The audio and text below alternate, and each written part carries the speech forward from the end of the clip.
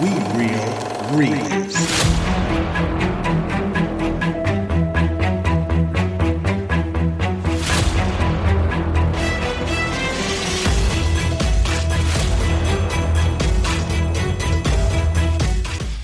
What's up, guys, and welcome to We Real Reels, the monthly podcast where we review old movies to find out if they're as good as we remember or if it just drowns in misery. I'm your host, Panda Brandon, and with me is my half-brother, the Grizzly Zay. Yeah. And the beautiful Koala Sam. Hello. This podcast does contain spoilers, and we will be discussing the movie at length. This is a mature content podcast, so be prepared for harsh language and awkward situations. All sound clips, music, and trailers are only used for review purposes and belong to their respective owners. This podcast is sponsored by The Collector's Comic Book Store, located in Lebanon, Tennessee. Follow us at The Collector's Toys on Instagram and Facebook. This podcast is also listener supported, so follow the link in the description and support any way you can. So what is all going on, guys? How are you guys feeling today? Okay. How are you doing? I'm good. Chris? Bro, these cicadas are so freaking loud, bro. I haven't been used to these months. Oh my God, it's so long, bro. Yeah. It seems like it's been forever, but every time it's just Have you mowed yet? screaming. And no, I haven't. Oh, be prepared. Oh.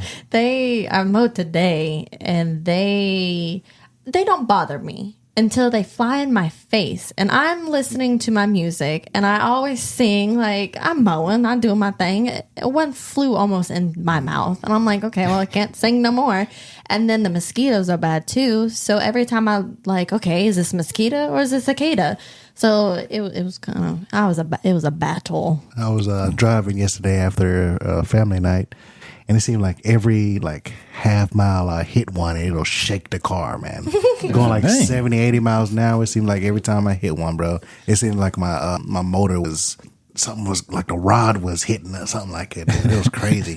That's like something else is wrong with No, your no, car. it's not.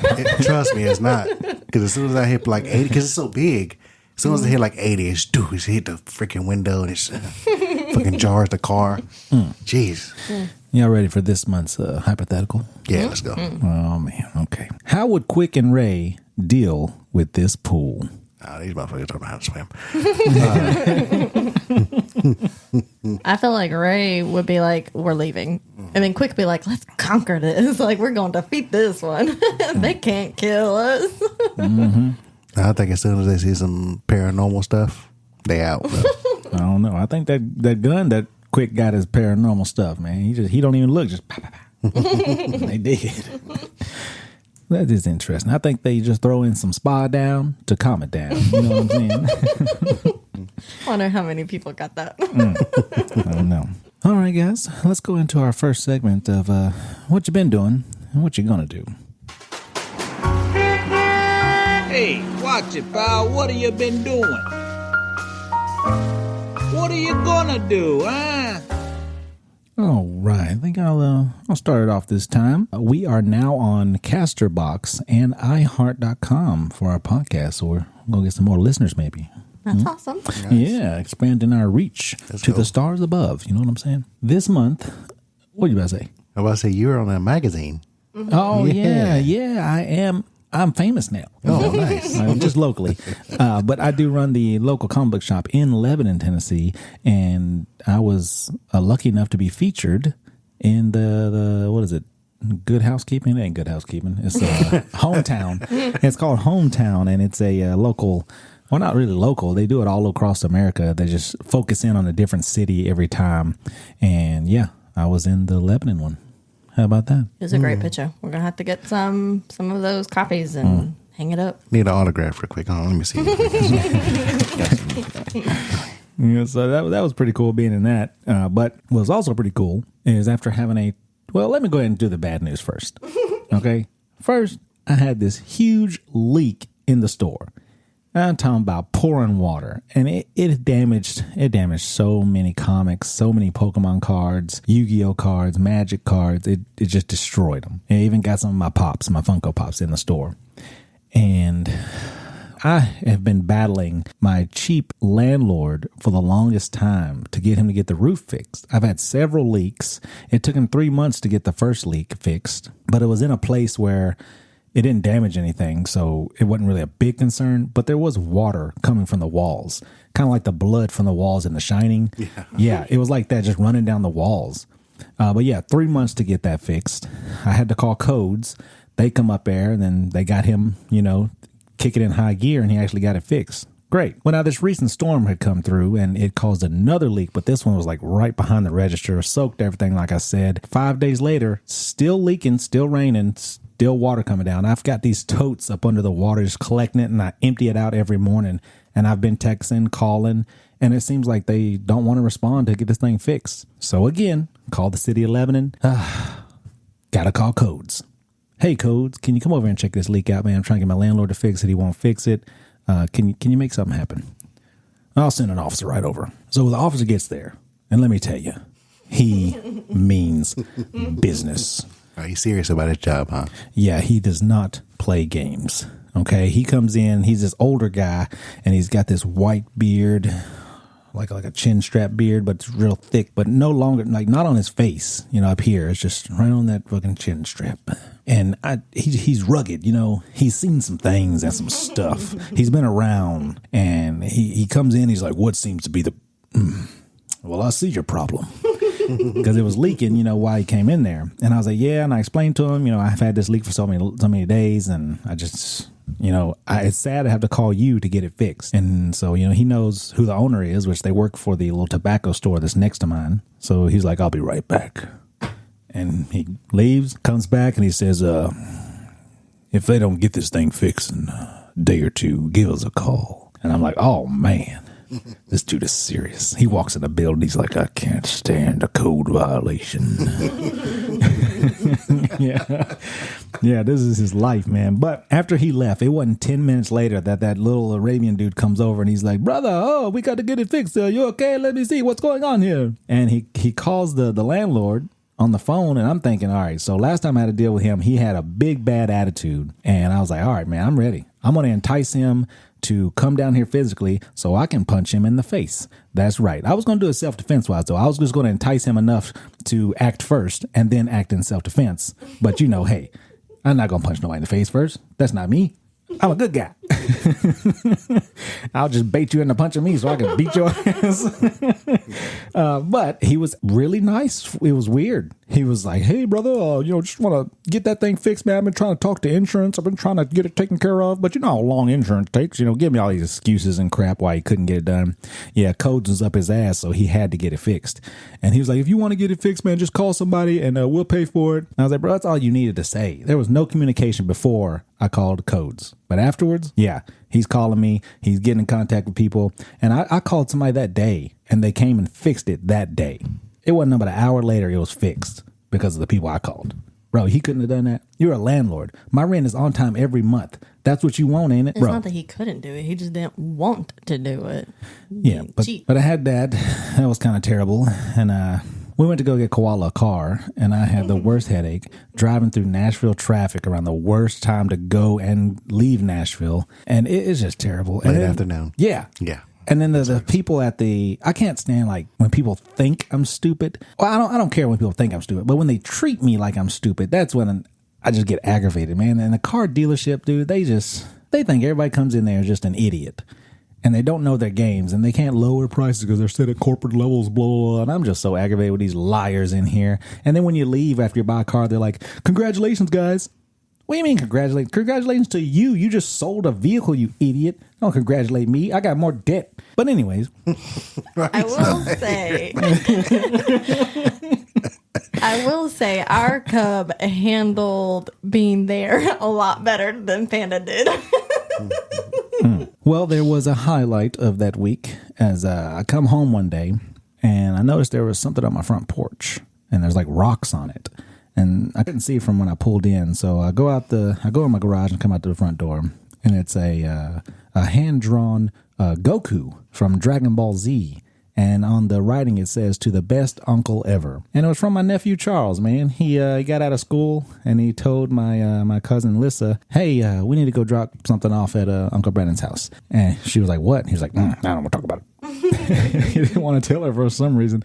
And then they they get here. He doesn't want the camera on the doorbell to see him coming up. So he's sneaking up and he's like putting it on the porch. And then Liz is like, hey, it's going to blow away. And he puts them on it. So he like gets like little rocks and puts them on there so that the camera won't see him. It was pretty funny.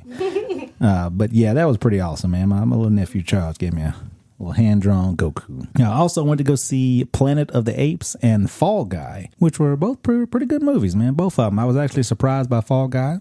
I really liked it. A lot of action in there. I thought it was going to be some bullcrap, but it was pretty good. And then Planet of the Apes, man, the way they do them apes, they do a good job. Them CGI apes, but they look like real apes. And the story on that, yeah, it's pretty good. I enjoyed that. Did I talk about the trip to the zoo last month? No, you didn't. Okay, so we took the cub to the Nashville Zoo, and it was a pretty good experience. A great day for it, weather-wise. We started walking around, having a good time, looking at all these animals and stuff, and he's having a good time, just seeing the different animals. We go into that lizard exhibit where it's on the inside, a little hotter in there, I guess just for the lizards, maybe. Mm-hmm. But we get to the anaconda exhibit, and there's these, the new generation got to put a phone somewhere and just do some goddamn TikTok dances or whatnot. Well, Gray walks up, and I don't care if he knocks that phone over. Oh well, you ain't supposed to be taking videos in here anyway. I apologize. I'm like, oh, I'm sorry. Get your phone out of the way. But no, they end up moving it before he even got there, so that wasn't an issue. But I can see how people get annoyed by that in gyms and stuff. People just always recording and then bitching about, oh, you stepped in front of my recording. That wasn't the worst of it. He starts looking into this anaconda exhibit, and I'm right behind him. Well, not right behind him. I'm to his left. We're both looking into it. This guy comes up and places his hand on Gray's head, like patting it. And I grab his forearm, like, what are you doing? And I swear to God, I was going to squeeze his forearm so fucking hard. But I was thinking about Hunter x Hunter when Gon grabbed, Hisoka's arm. Yeah, and broke his... No, it wasn't Hisoka. It was Killua's brother. Oh, he ended up breaking his forearm. That's what I was thinking about afterwards. I was like, God, get the fuck out of here. He was like, oh. And he just walks off. I don't know, man. I almost just went blacked out and started beating the hell out of this dude. I ain't never had like the parental, just reflex to kick in, dude. But that was it. I was just like, bro, what the fuck are you doing? I was about to snap, bro. But I mean, like, who in their right mind is just going to come up to a random stranger's child and touch them? Like, that's weird as fuck. Well, it went crazy. Like, he didn't walk up to him like, hey, man, how you doing? This your son? Hey there, little buddy. No, just went up to the kid and just touched his head. Touching his head like, I said, what are you doing? He's like, oh. Out the way. He just walks off. I was like, God damn it, Zay. Yeah, it was some blood boiling right there. I was like, I'm hulking up right now. And then I learned two things. One, I'm going to protect my kid. Two, I don't know what the hell Koala going to do. She going to whisper to me, hey, do you need the knife? I'm not going to stab somebody in the neck in the zoo. What is going on? I give two fucks. I'm just going to neutralize the threat, not kill a man. No. Oh, my God. Mine is, I don't know how to fight. So I will use the tools that is in my disposal to take care of what I need to take care of. Yeah. Because in the end, I'm white. I'm a female. I feel like if the police gets involved, I'd be like, my child's life. I use them white tears. Yes. Them white tears. So I feel like I could. It could go a little better on my end if I stab somebody. Oh hell. Well, that was it for me, man. So let's go on to Koala. She might be able to tell another side of my week, especially with that car purchase. Oh yeah. Go ahead, Koala. That is my first thing. Wait, you didn't say what you were going to do next month. Oh, yeah. I'm sorry. Next month is June. I'm going to celebrate one of my best friends' motherfucking birthday. Whoa. Yeah. Who's that? Oh, I don't know. Actually, I did come to the realization this year that me and you, Grizz, have known each other for 20 years. That is crazy. You haven't known somebody for 20 years? That's crazy, bro. That's just realization that popped in my head. But yeah, I'm going to do that next month. We are hopefully going to be starting the process of moving store locations. So I'm going to start doing more to prepare that and filing my claim for all the stuff that was damaged. So hopefully next month, I'll report back to you guys and say I got a big payment, from all the damage that I took from the storm and the stupid landlord. So I guess that's it for me. Koala? Okay, so it was a pretty stressful last couple of weeks because we just did the podcast a few weeks ago. We did end up selling my car, which I want to shout out to Panda for helping with that because he did need to drive to the location, which was like an hour away, to drop off my vehicle, pick me up so we can bring back home. But I also do want to shout out for his cousin Bubba, because that's his side hustle. He sells cars. Like, he'll buy them, fix them up, and then sell them. So we did that 2 times. And on that Sunday, on the way to pick up the vehicle, he ended up texting Panda and saying that someone's test driving it, loving it, and we were able to get that money the next day. Like, they ended up buying it. So we were able to get more from it than if we would have taken it to the dealership. And talking about the dealership, the Kia, I had an appointment for the Kia, and I called 4 separate times to get a quote on how much it would be to lease a vehicle, because I didn't want to outright buy a vehicle because I'm not about to pay $600-$700 for a brand new vehicle. But I did do a lease years ago and it was super cheap. So I was like, I'll go that route, get a brand new car. It'll be reliable. It'll be great. So I called Blake from Kia 4 separate times, like, hey, I need a quote. And he's like, okay, I'll get it. By the 4th time, it is on my bad for not getting someone else to handle the quote, because 4 separate times I should have gotten it. So I had the appointment that following Monday, and he brings me a $600 quote for a lease. I'm looking at him like, for a lease? What are you talking about? He was like, well, you did sell your car, so you do need another vehicle. And I was like, I'm not desperate enough to pay $600. He was like, well, you can put money down from the car that you like sold. And I was like, why would I put money down on a leased vehicle? Because I don't plan on keeping this. Like, if I want to trade it out, then I can trade it out. Or I could keep it and keep like that be my final car, but I'm not putting money down on a lease. Like, that's fucking crazy. So that pissed me off. So I had to do more research, and I did find a Kia Sorento through Echo Park. They were super nice, but I just don't like when they hound you for the warranty that they're trying to sell. And then the guy there was just like, well, it's either you pay $20 extra a month to do this warranty, or when your car breaks down, then you will pay thousands of dollars, because it is a used car.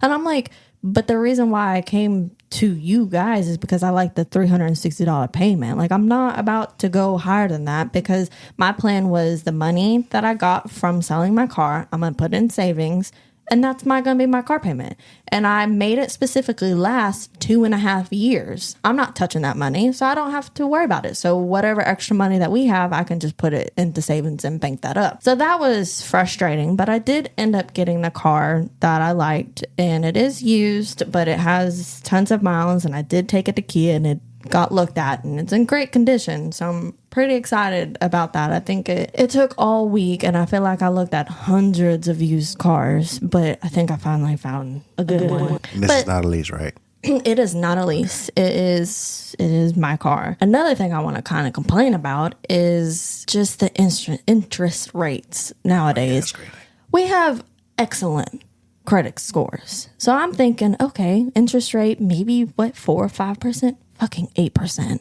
I'm like, are you freaking kidding me? We've busted our ass over all of these years to make payments on time and do all this stuff, and y'all gonna give us a funky ass 8%? So I'm like, oh, I'm ready for things to kind of like settle back down with that, because we used to be able to get 2% because of our excellent credit score. So there's good old Donald Trump is up in office now.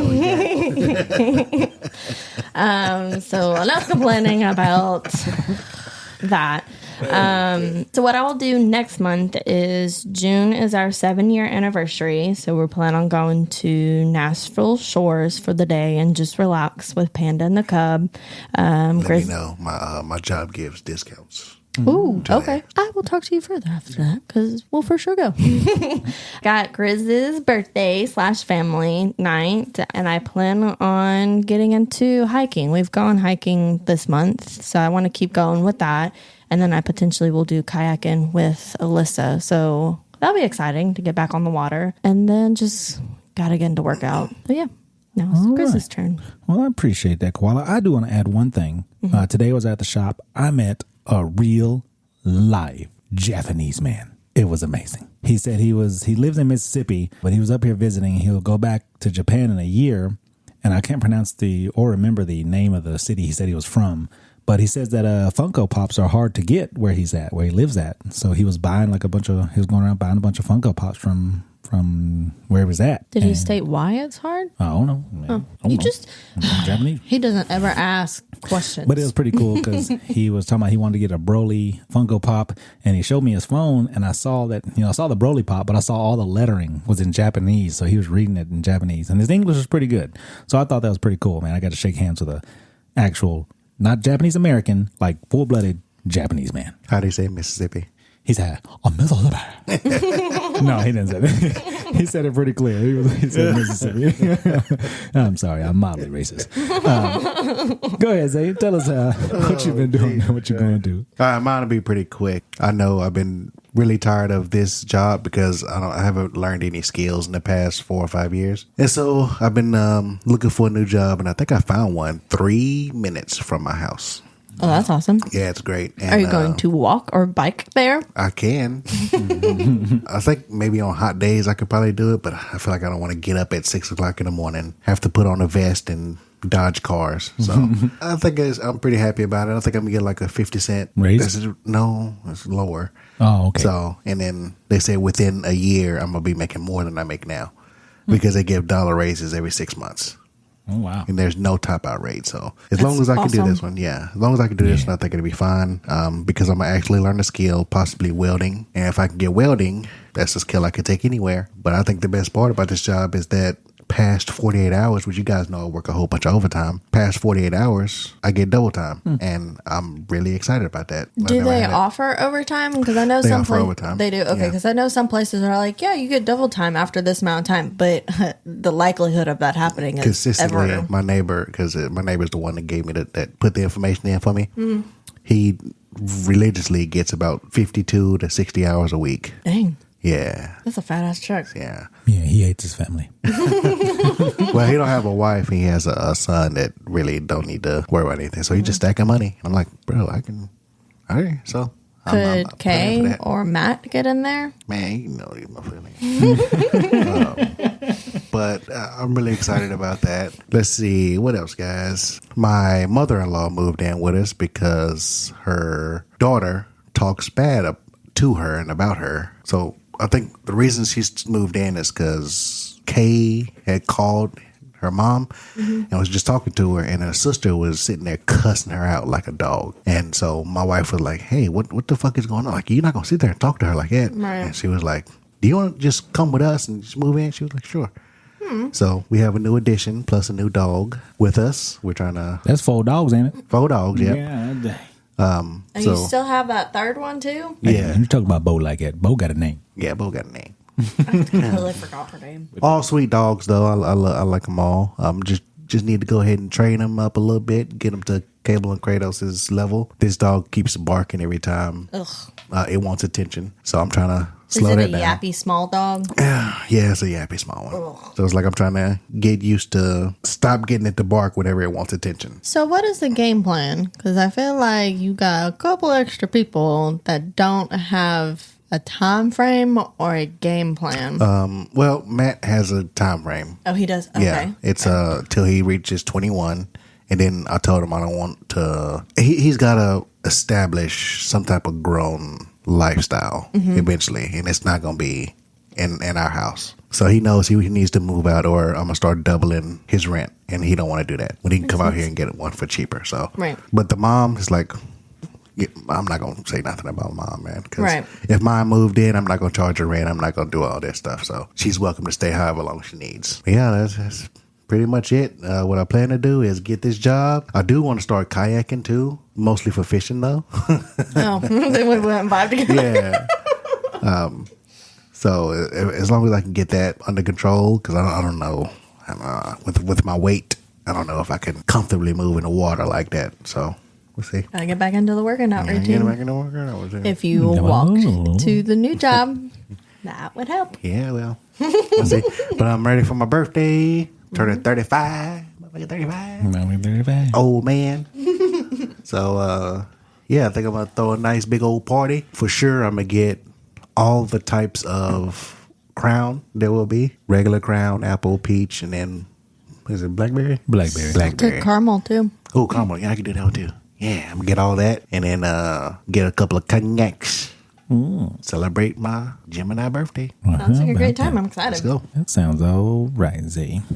Well, why don't you go ahead and tell us what you got in store for us in Grizzly's Anime in Arms. It's over 9,000. This one, I started to look at competition weapons. So this is the one that's a high capacity, that is evenly, like weight distribution is even within the full gun. So when you think of John Wick the third, what was that, the TTI Viper? The one that was like $7,000. Oh, wow. This is the one where you have to like quickly shoot, and then like, take out the mag, put another one in, and then like do other stuff. But this one right here is, I thought that this was an American company, but it is a German company, and it is a Walter Q5 Match FS Pro. They have the regular one, but I decided to go with the Pro because this is the closest one to the TTI Viper. This one is a 5-inch barrel, which I think is the same as a TTI, which I wish I could have done a TTI, but I wasn't able to shoot that because nobody else would want to sell this thing because it's $7,000. This one has a little bit cheaper price, a lot of bit cheaper price range, which is $2,000. 5-inch barrel. It has 5.6 pounds of trigger pull. It holds 17 rounds with an overall length of 8.7 inches. The height is 5.9 inches. And with the weight, when it's empty, it's 42.3 ounces. So I think this is a pretty light gun. It holds a crap ton, which I think the TTI holds 21, which that's crazy. Normally, they try to get it to military people because it's so good. It says, from military and government contracts to pop culture and films, Walter and his industry leader, known worldwide for its definition of innovation, Walter fulfills its motto, do everything well that no one can surpass you. That's a good motto. Yeah. And so Walter Arms is second to none and delivers highest quality firearms for sport competition, personal defense, and personal applications. That's their little motto that they have there. Now, it's Carl Walter. It's a guy from 1886. So this is about a 130-year-old manufacturer. Walter is a German firearm manufacturer and is a subsidiary of PW Group. Founded by Carl Walter in 1886, the company manufactures firearms, air guns, and its facility in Germany has more than 100 years of innovation. They partner with the United States and is based out of Fort Smith, Arkansas. I don't know any more gun-friendly state than Arkansas. Texas. Yeah, no. Arkansas has nothing to do but shoot because they can't even drink. Yeah. A lot of the places that they have dry counties out there, so it's only shooting and fucking. All right. But the Q5 match steel frame is a testament to the level of excellence found solely at Walter. It's precision machined from solid steel billet. What was that? Billet? Billet. Oh. Sorry, I got these big ass words here. I was looking at mine compared to yours, but I can't see shit now. I think I need glasses sometimes. I think so. But it has improved ergonomics and a wraparound grip panel. Extend beaver tail with a full-length Picatinny. Oh, yeah, Picatinny. Picatinny. That's a Picatinny. I need to learn these words because I told you guys that I'm still learning all the terms for weapons. Mm-hmm. And still learning. I never heard that word before. I know what a beaver tail is. That's the part that goes over your thumb that holds it. But I didn't know what that Picatinny is. Picatinny rail. From what I felt and what I've seen in other videos, this gun is one of the most accurate pistols you can have in these competitions. It already won 2. I think one in Arkansas and the other one in Texas. So people actually do love these. I think it's his closest competitor to the TTI Viper. But this is the thing that I really wanted to do this for, is because I was looking at Deadpool 2 and this weapon was in there. It was also in the Tomorrow War. 007, right? No, I think that's Chris Pratt, ain't it? On Amazon, where he goes into the future to fight a war in the future. Yeah, it is. John Wick 3, Den of Thieves, and A Good Day to Die Hard. Now that is So most of 007. these is movies about saving the world. How about that? It is. So if you want to save the world, use this gun. Use this gun. Yeah, I've shot this, and I would say I've if I can afford this, I would definitely be getting it because it is amazing. It is known as the Aston Martin of guns. Oh. This specific one here, and I would suggest anybody that can go out and see one. I think this. Oh man, I wish I would have looked up the name of it. There's a gun shop up here off the 24. They have it. Oh. Outpost Armory. There you go. Outpost Armory. Go to your closest one, pay $70, and you can go ahead and shoot it. Oh, okay. That's pretty cool. Yes. I like that fancy. one. Well, I appreciate that, Grizz. Now let's get into something a little more darker and haunted in this month's Panda Tales. Sit back and prepare yourself for Panda Tales.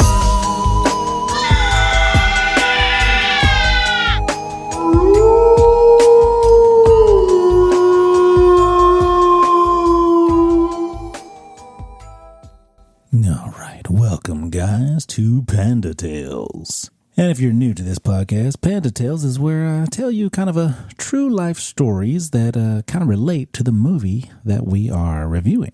And this month we are doing Night Swim, which is about a haunted swimming pool. So I have a few stories where there were either haunting pools or watering holes, lakes, seas, whatever the such. But take a listen to a couple of these. I got 3 stories today. And the first one is in Devil's Pool, Australia. Now that is in the far south Queensland. There's a spot in the Australian bush where the confluence of 3 streams with a group of boulders creates natural pools. The tale goes that a beautiful young girl called Olana from the Yindinji tribe married a respected elder called Warunu. But shortly after they wed, a young, handsome man from another tribe came into Ulana's life, and they fell in love. Realizing their adulterous crime together, they fled into the valleys, but they were caught by the tribe elders. But Ulanu broke free from her captors and threw herself into the Babinda boulders, calling for Daiga, her lover, to follow her. As Daiga hit the waters, her anguished cries for her lost lover turned the still waters into a rushing torrent. It is said to be one of Australia's most haunted spots, claiming the lives of at least 19 people since 1959. According to Aboriginal legend, Ulana's spirit still guards the boulders, and her calls to Daiga can still be heard. All but 2 of the known victims killed at the popular tourist spot have been male.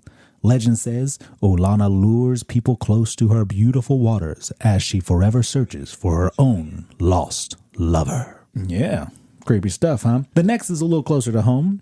It's the Queen Mary, which is located in Long Beach, California. It was an ocean liner that has been converted into a hotel and is permanently docked. The Queen Mary set sail in September 26, 1934, and has done luxury and military trips. It transported soldiers in World War II and was retired in 1967. Just 5 years later, it reopened as a hotel. And there's different rooms in there that are haunted, like the whole thing is haunted. But there's different rooms where different things happen. For example, the Mauritania room. In 1989, 2 women were sent to clean this lounge for a VIP reception. When they entered the room, they found a guest sitting silently on a chair in the middle of the dance floor. When a third woman came in to help with the cleaning, she remarked that the guest was staring, and she asked him to move. As the employees started to call security, the guest faded into thin air right in front of them.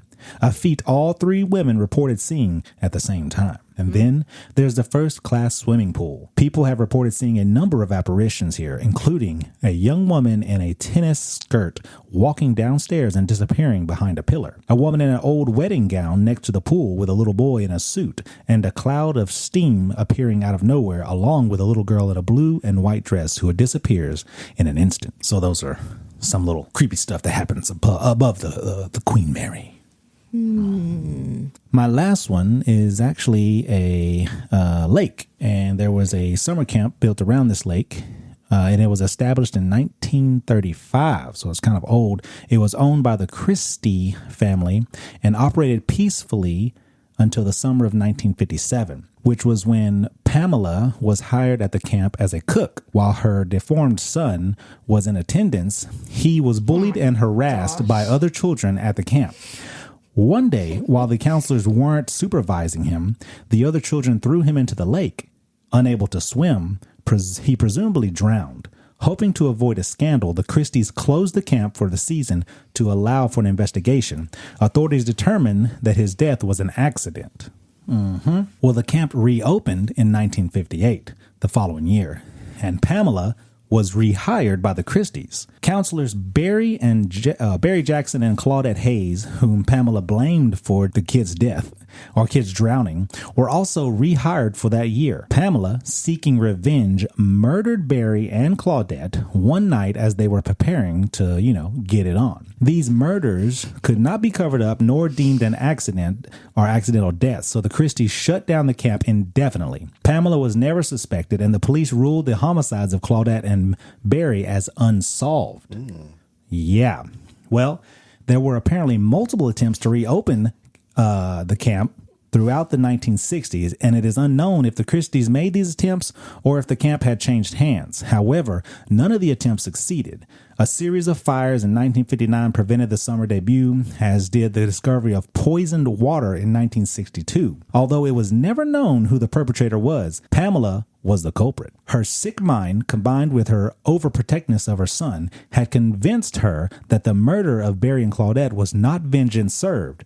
She had to ensure that no other child who'd shared her son's fate. By living close by, Pamela kept a watchful eye to make certain that the camp remained abandoned. This fueled local gossip at the camp and that it was jinxed or cursed ground, and local residents nicknamed it Camp Blood. And sometime in 1970, both Mr. and Mrs. Christie had died, reportedly broke and crazy. So there's a lot of real crazy supernatural stuff going on with these, just the camp, the owners, everything.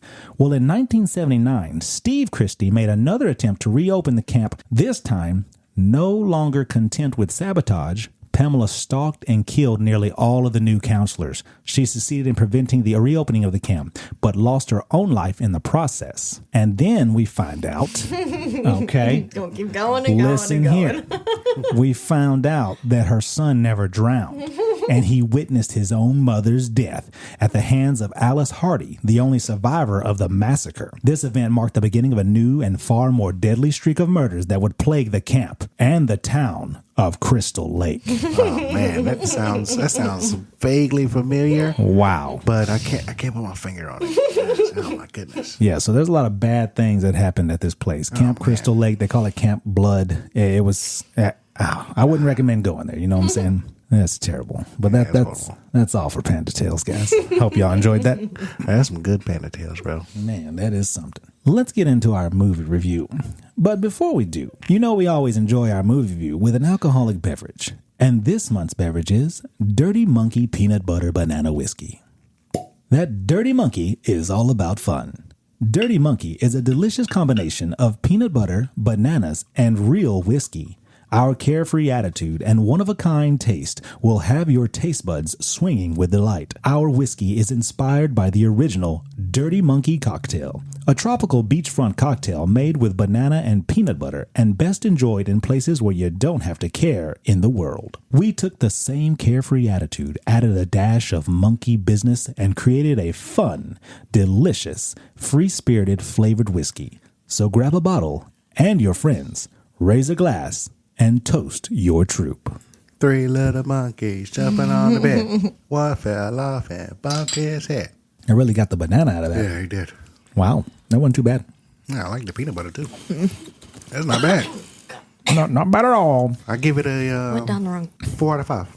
Oh wow, 4 to 5 bear claws. I couldn't find any movies this thing was in. Maybe it's too new or something, but I didn't find any movies that it was even referenced or appeared in. 70 proof. Nice. But that's a dirty little monkey.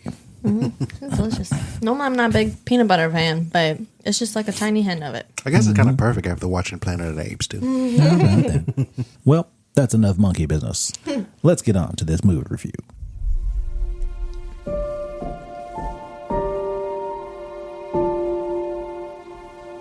It needs a little work, but I don't think it's going to last long at this price.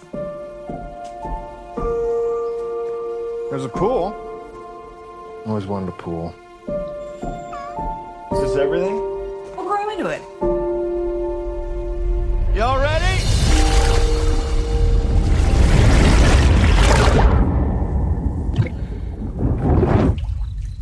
Marco. Hello. Marco. Hello. Marco. I hear you. You need to say something back.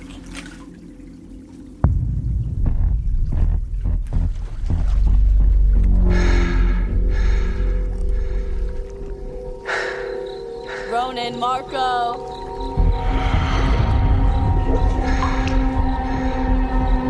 Marco.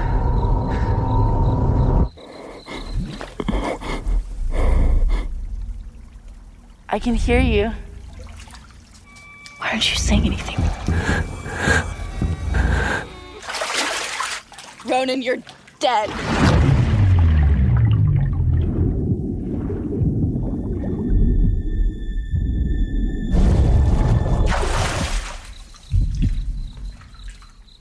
Marco.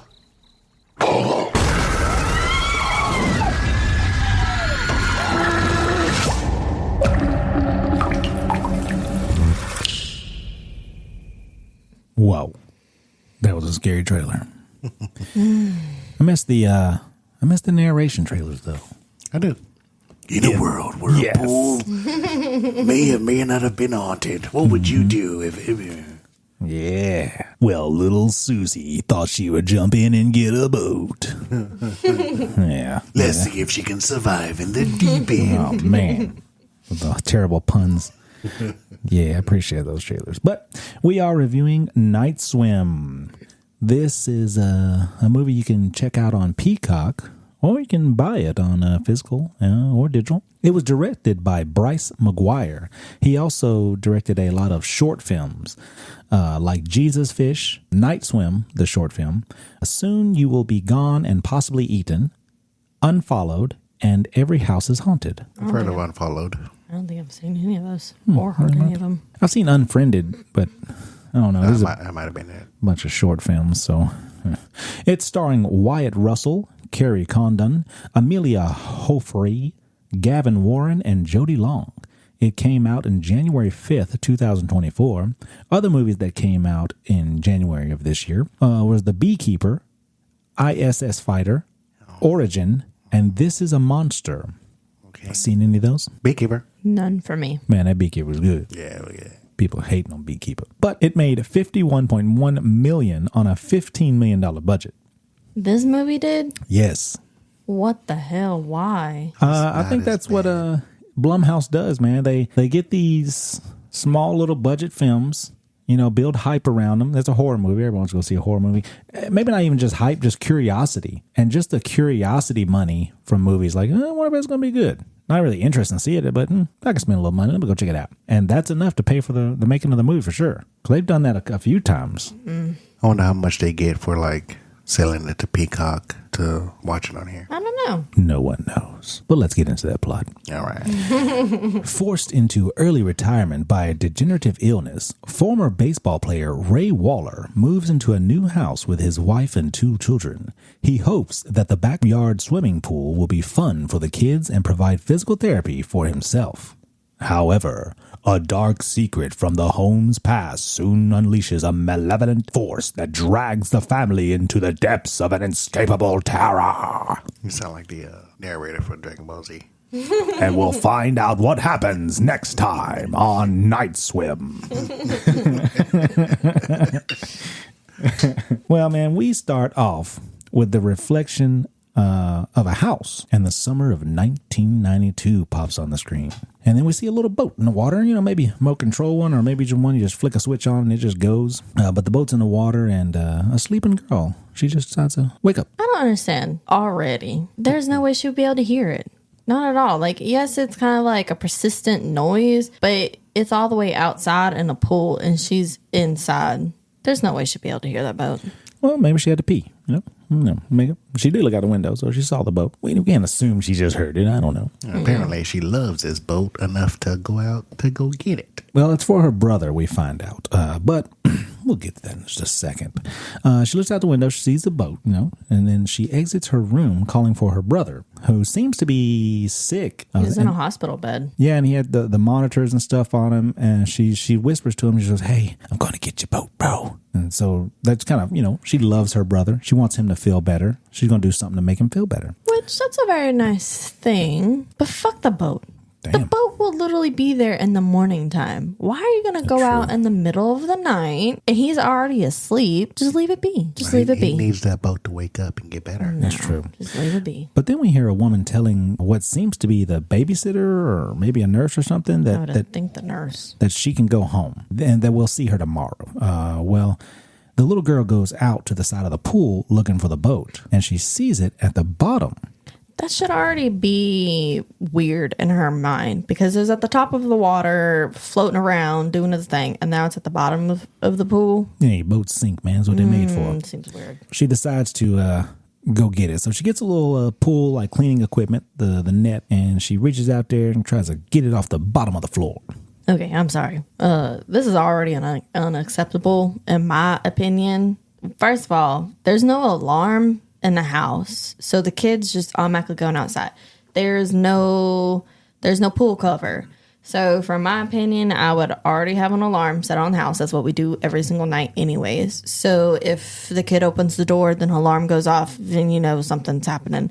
And then also I would make sure that there is a deep conversation. Say, hey, do not go by this pool. Anything can happen. You can drown even though you're a good swimmer.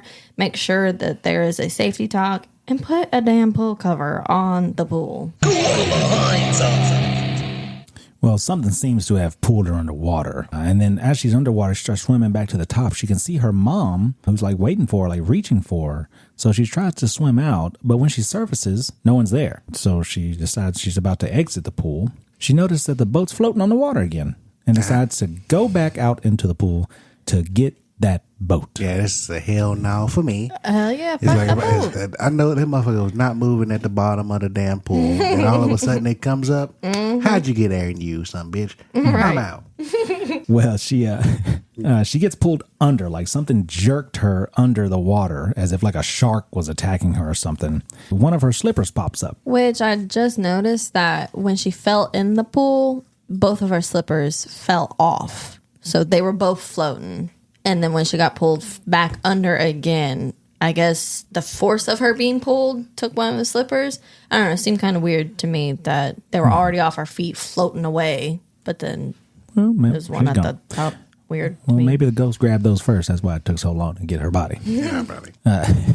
Thought it was real rabbits or some shit. Night Swim flashes on the screen, and then we see a guy sitting in the passenger seat of a car listening to a baseball game while it rains. Oh, whoa. Before that. Right. They show the pool itself after the girl gets pulled under, and you do not see her at all. You only see her slippers. Right. What the fuck happened to her? Right. We'll see about that later. Well, adding to what you said, so I always have subtitles on because I can't fucking hear anything. It already whispered voices Timagami. It whispered it a couple times. I didn't hear anything. Did y'all hear anything in that scene? No. How? Timagami. Yes, it was And so... then like Yahtzee or something? It was so faint that I didn't even hear it until I was like, okay, well, that makes a little sense later on. But I'm like, why the fuck would you make it so damn low you can't even hear it? That's probably true. Well, this guy's waiting in the car listening to a baseball game when his kids are being dropped off at school or they're looking at a house or something. I think it's an open house. Okay, that's what it is, open house. And he's having some kind of focusing issue because you can hear the ringing of his ears. And they're like, Dad. And he's like, oh, okay. So he reaches for his cane. So we know that this guy needs assistance walking. It's a weird placement.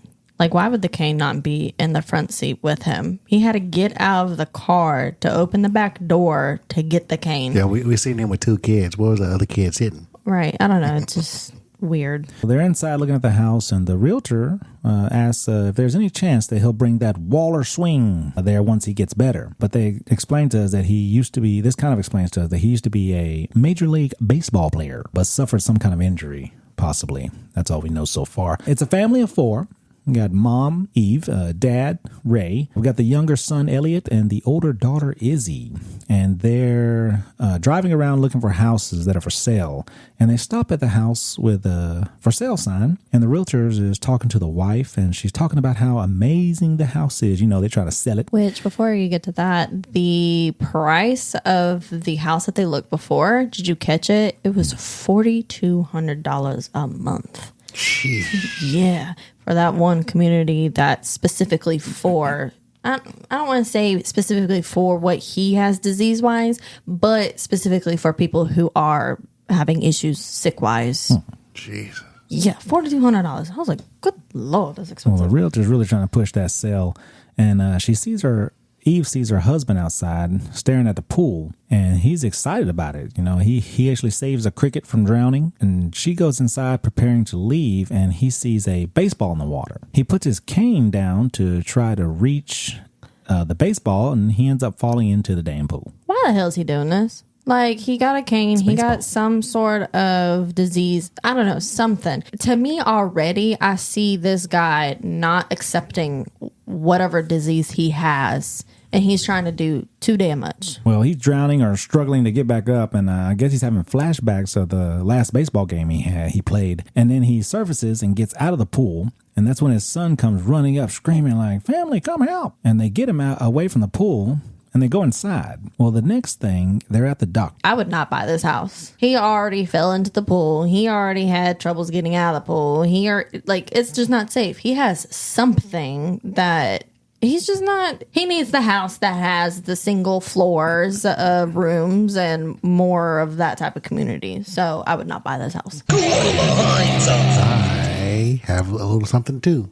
Is that this pool clearly hadn't been used since 1992, whatever that baby was. There's a case in Texas in 2007 where a TikTok influencer jumped into a pool, and the pool was only vacant for about 5 years.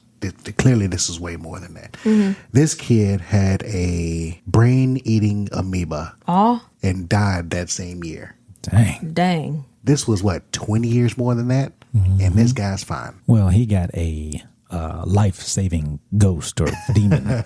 So he got lucky on this one. Well, the next thing we see is there at the doctor's office talking about his diagnosis of MS, which is monkey scrotum, which goes good with multiple sclerosis. Okay. Sorry.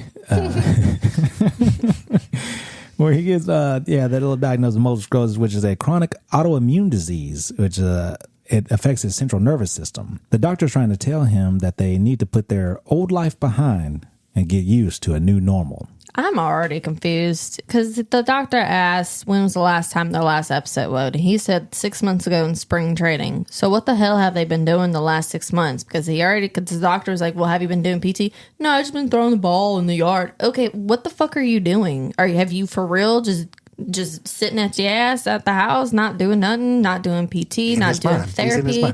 He's so sad that he can't play baseball that he's I'm already not liking this guy. Like, he needs to, I don't know, accept his diagnosis and better prepare himself to be healthier for as long as possible. Well, as they're leaving, he talks to his wife and he says he don't want to be known as the sick guy anymore. He mentions to his wife, about the house with the pool, and it'd probably be a good one to purchase because the kids would love it.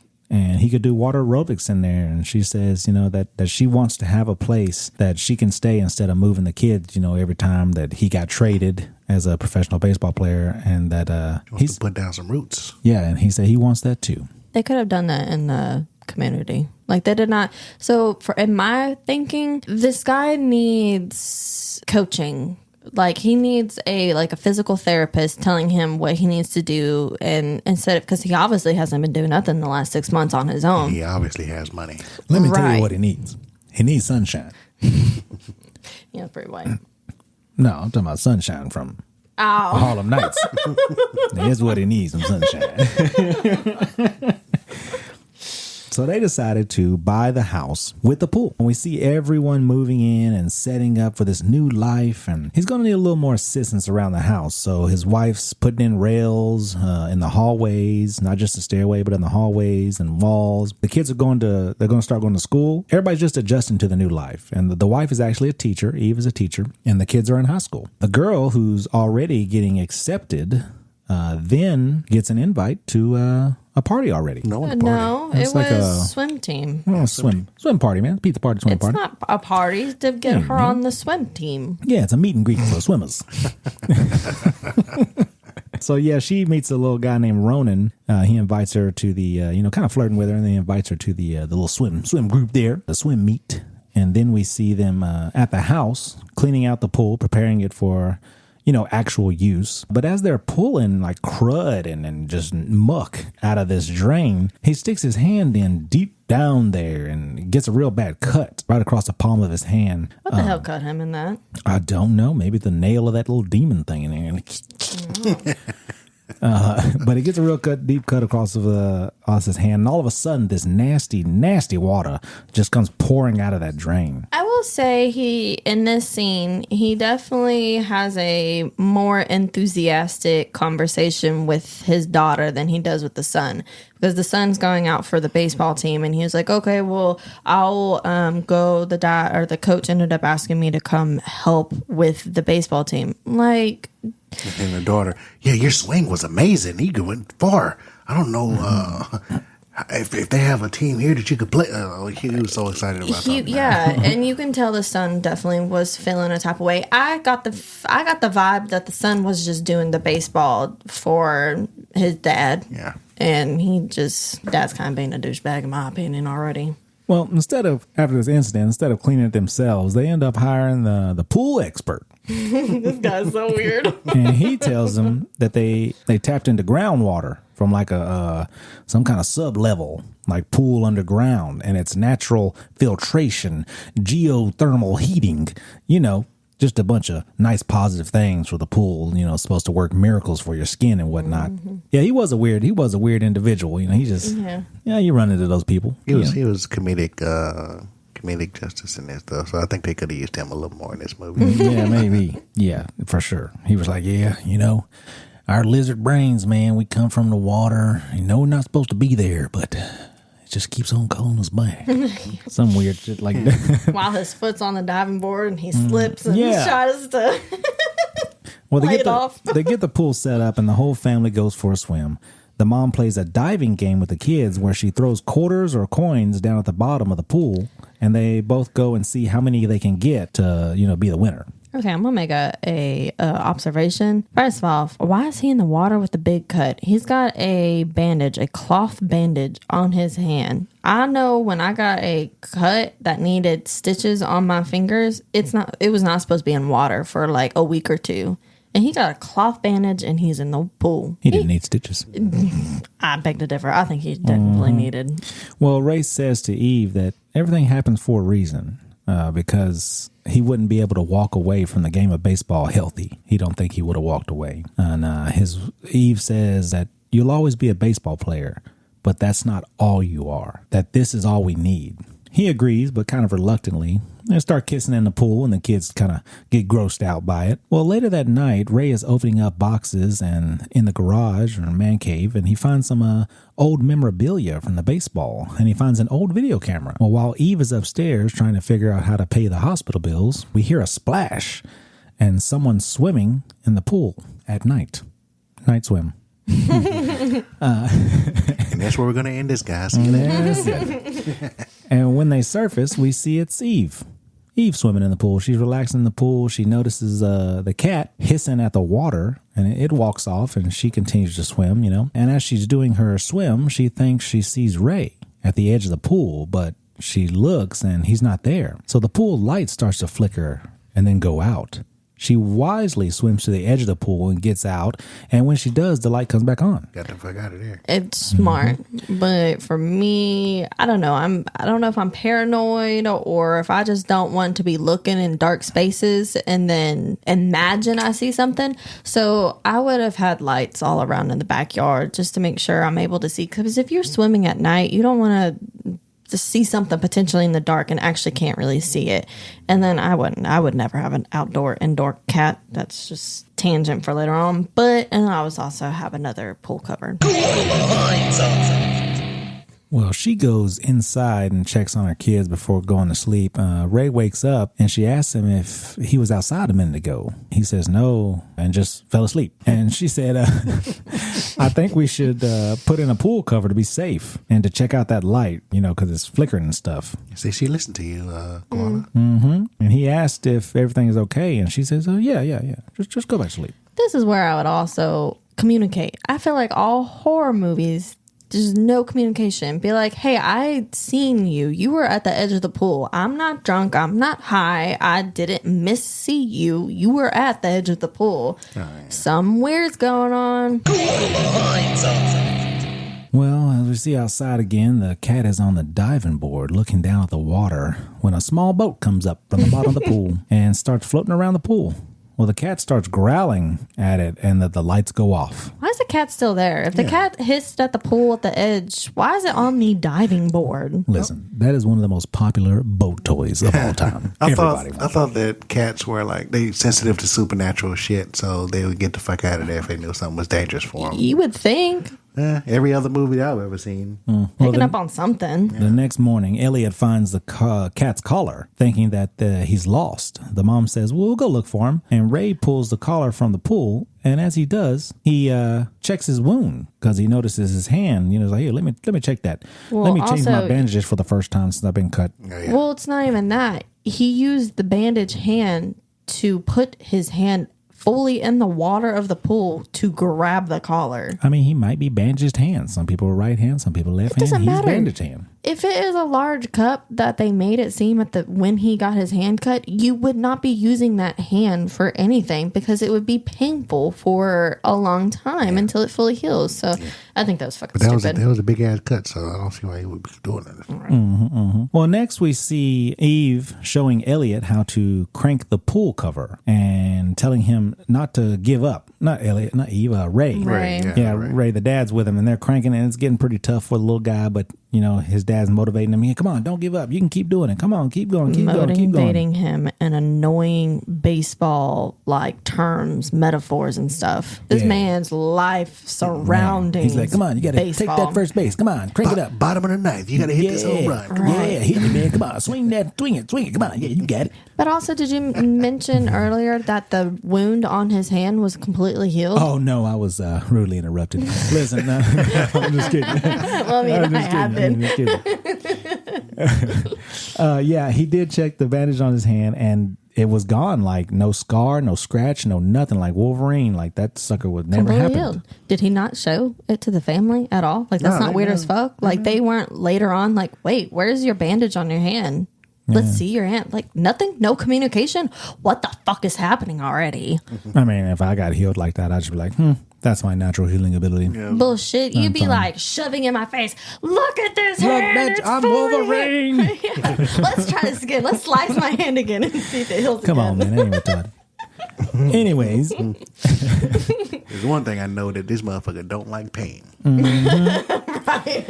Anyways, after they were cranking up that pool cover, that's the only thing that matters to Ray is that damn pool. Well, Eve is talking to Izzy and telling her to be nice to her brother because the move has not been easy on him. Izzy notices that it hasn't been easy on the mom either, and she says, it hasn't been easy on you either. But she said, don't worry about me, They put the pool cover on the pool, and later that night, Eve wakes up having a dream of being in the pool. And she notices that Ray isn't beside her in bed. It was 3:00 in the morning. The clock on the nightstand, it was 3:00 in the morning. This fool's outside swimming. Yeah, she looked outside and he is swimming. Well, at the doctor's office the next day, they're running all kinds of tests on Ray to see if his condition has worsened or gotten better. And the doctor's looking at these files and she's like, I can't believe this. And they're like, oh my God, what?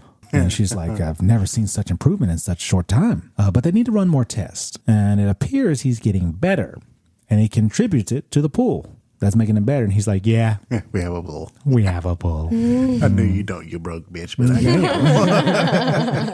got Well, he goes for a swim again. And he's like staying in the water now. He's becoming a fish. The kids get home from school as Eve is taking them into the house. Elliot asks if he can go swimming after his homework, and she's like, yeah, just don't go alone. So he goes to the garage looking for his dad, or the man cave, whatever it is, and he's in there. He sees this old video playing of his dad trying to swing, like, just practice watching himself swinging. I guess he recorded himself swinging. Yeah. That's when dad creepily shows up out of nowhere, scared the shit out of everybody. And he's like, can you help me out for a little bit? And so they load up some weights. He helps his dad load his weights on the barbell, little free weight. And Elliot asks, what are you doing with this camera? And Ray said it helps him in training. So I guess he can see how he swings and get the form right. So that makes kind of sense. Well, he starts lifting weights. He starts doing the bench press. He's hissing. Oh, yeah, he's a hisser. Yeah, some people are hissers. Some people are hers. And some people just lift weights. I think I'm a hisser. I think I'm nothing. I just breathe and lift weights. I don't know. But Elliot asks if he can go dive for coins with him. And because he can't do it alone, is what Mom said, Ray says, yeah, we could do that. And he tells him, here, take this. And he gets a little permanent marker and he draws a little smiley face on one of the quarters. And he tells him, promise me you're going to stay into the shallow end. This scene pisses me off. Like, they are not a team. Like, the kid already said, Mama said not to go alone. And he was just like, I'm too busy in my thing right now. Let me just tell the kid, okay, just stay in the shallow end. No concern for the kid. No concern what the mama said. Like, that's complete and total bullshit. Yeah. The first thing this kid does is die. Yep, he's dead. All right. No, Ray says, throw it in for me and I'll come find it. And so Elliot attaches the coin to one of his action figures and begins to play in the water in the shallow end. And we see this shadow of someone come close to the coin jar while Elliot's playing in the water. And he's underwater, doing a little scuba diving with his little action figures.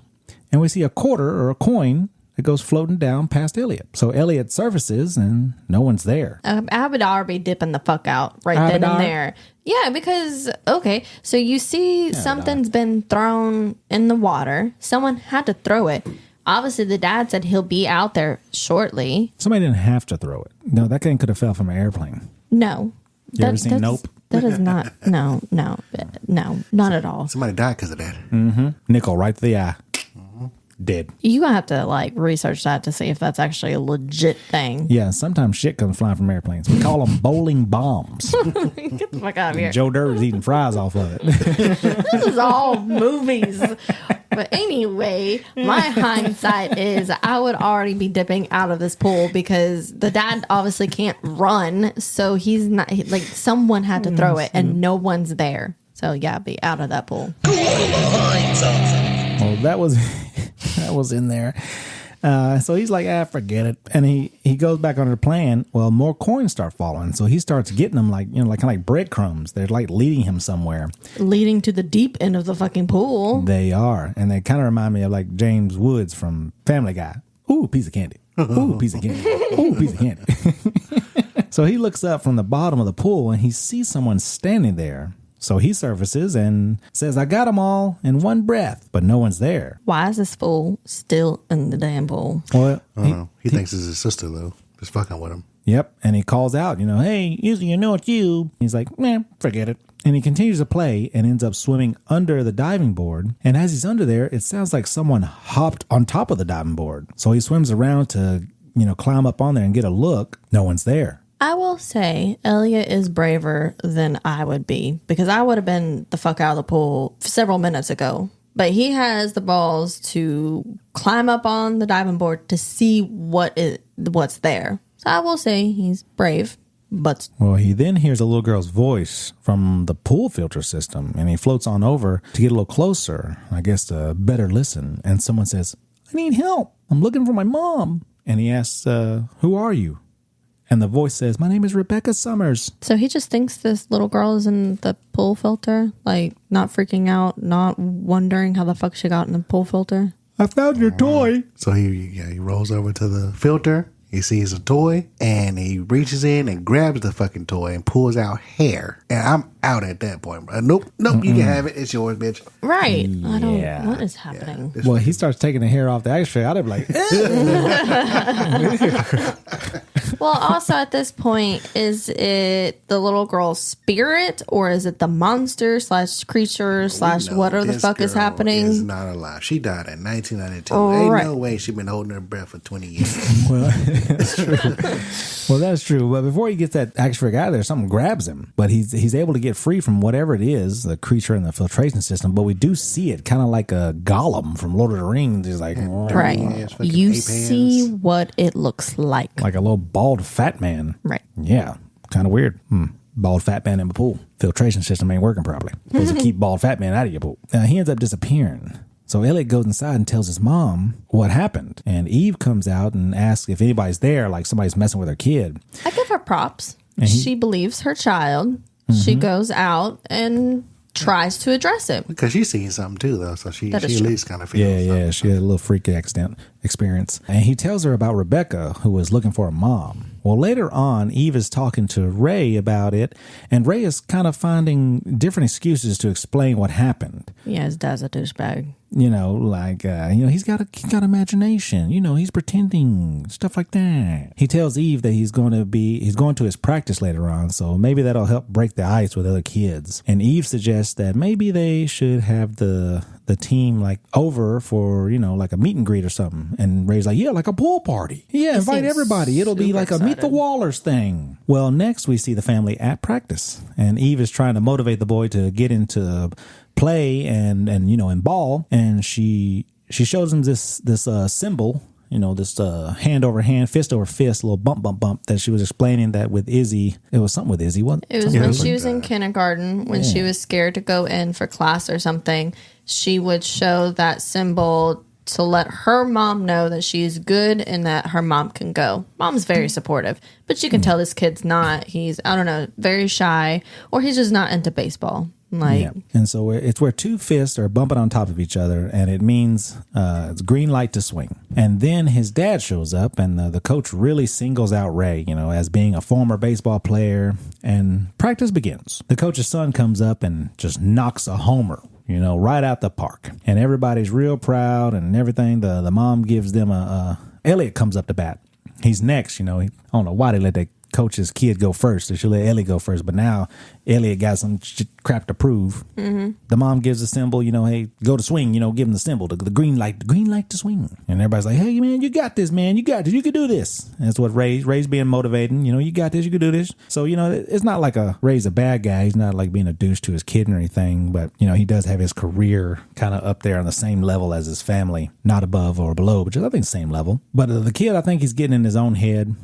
He does end up hitting the ball. It was a grounder towards first base, and Waller says, you did a good job, man, Ray. Good old Ray. I don't know, Waller. That's his last name.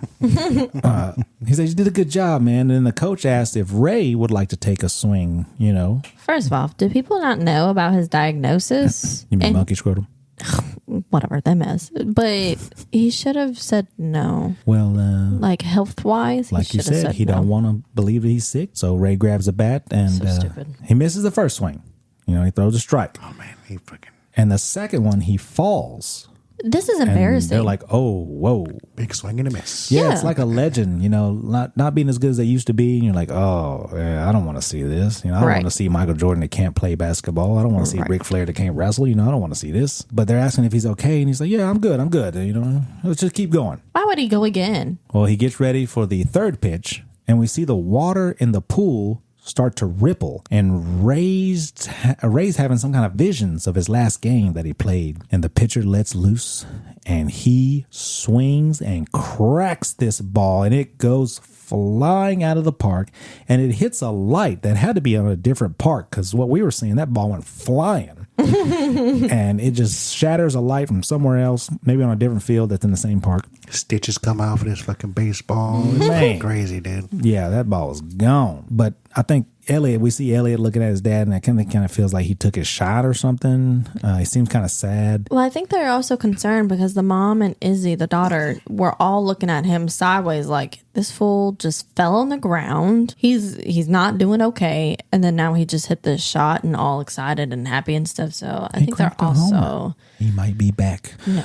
Well, later on... He feels like he's back. Ray is just floating in the pool by himself while Eve is in the house. She looks out and sees him, and I don't know what the hell's wrong with him. But I guess Ray and Eve have a date later that night that they're going on or going to see the doctor I don't know, or something. because she was in a super nice outfit, but then he's just in a long sleeve shirt and some sweatpants. So I don't know. The kids are at home alone, and Elliot is painting some of his action figures, and Izzy comes in and tells him that, somebody's coming over later. It's no big deal. They're from the swim team. And Elliot's like, okay. Well, she gets up on him and says, if you tell Mom, I'm going to put a Tide Pod in your fish tank. He said, okay. Yeah. Like, he terrified of this moment.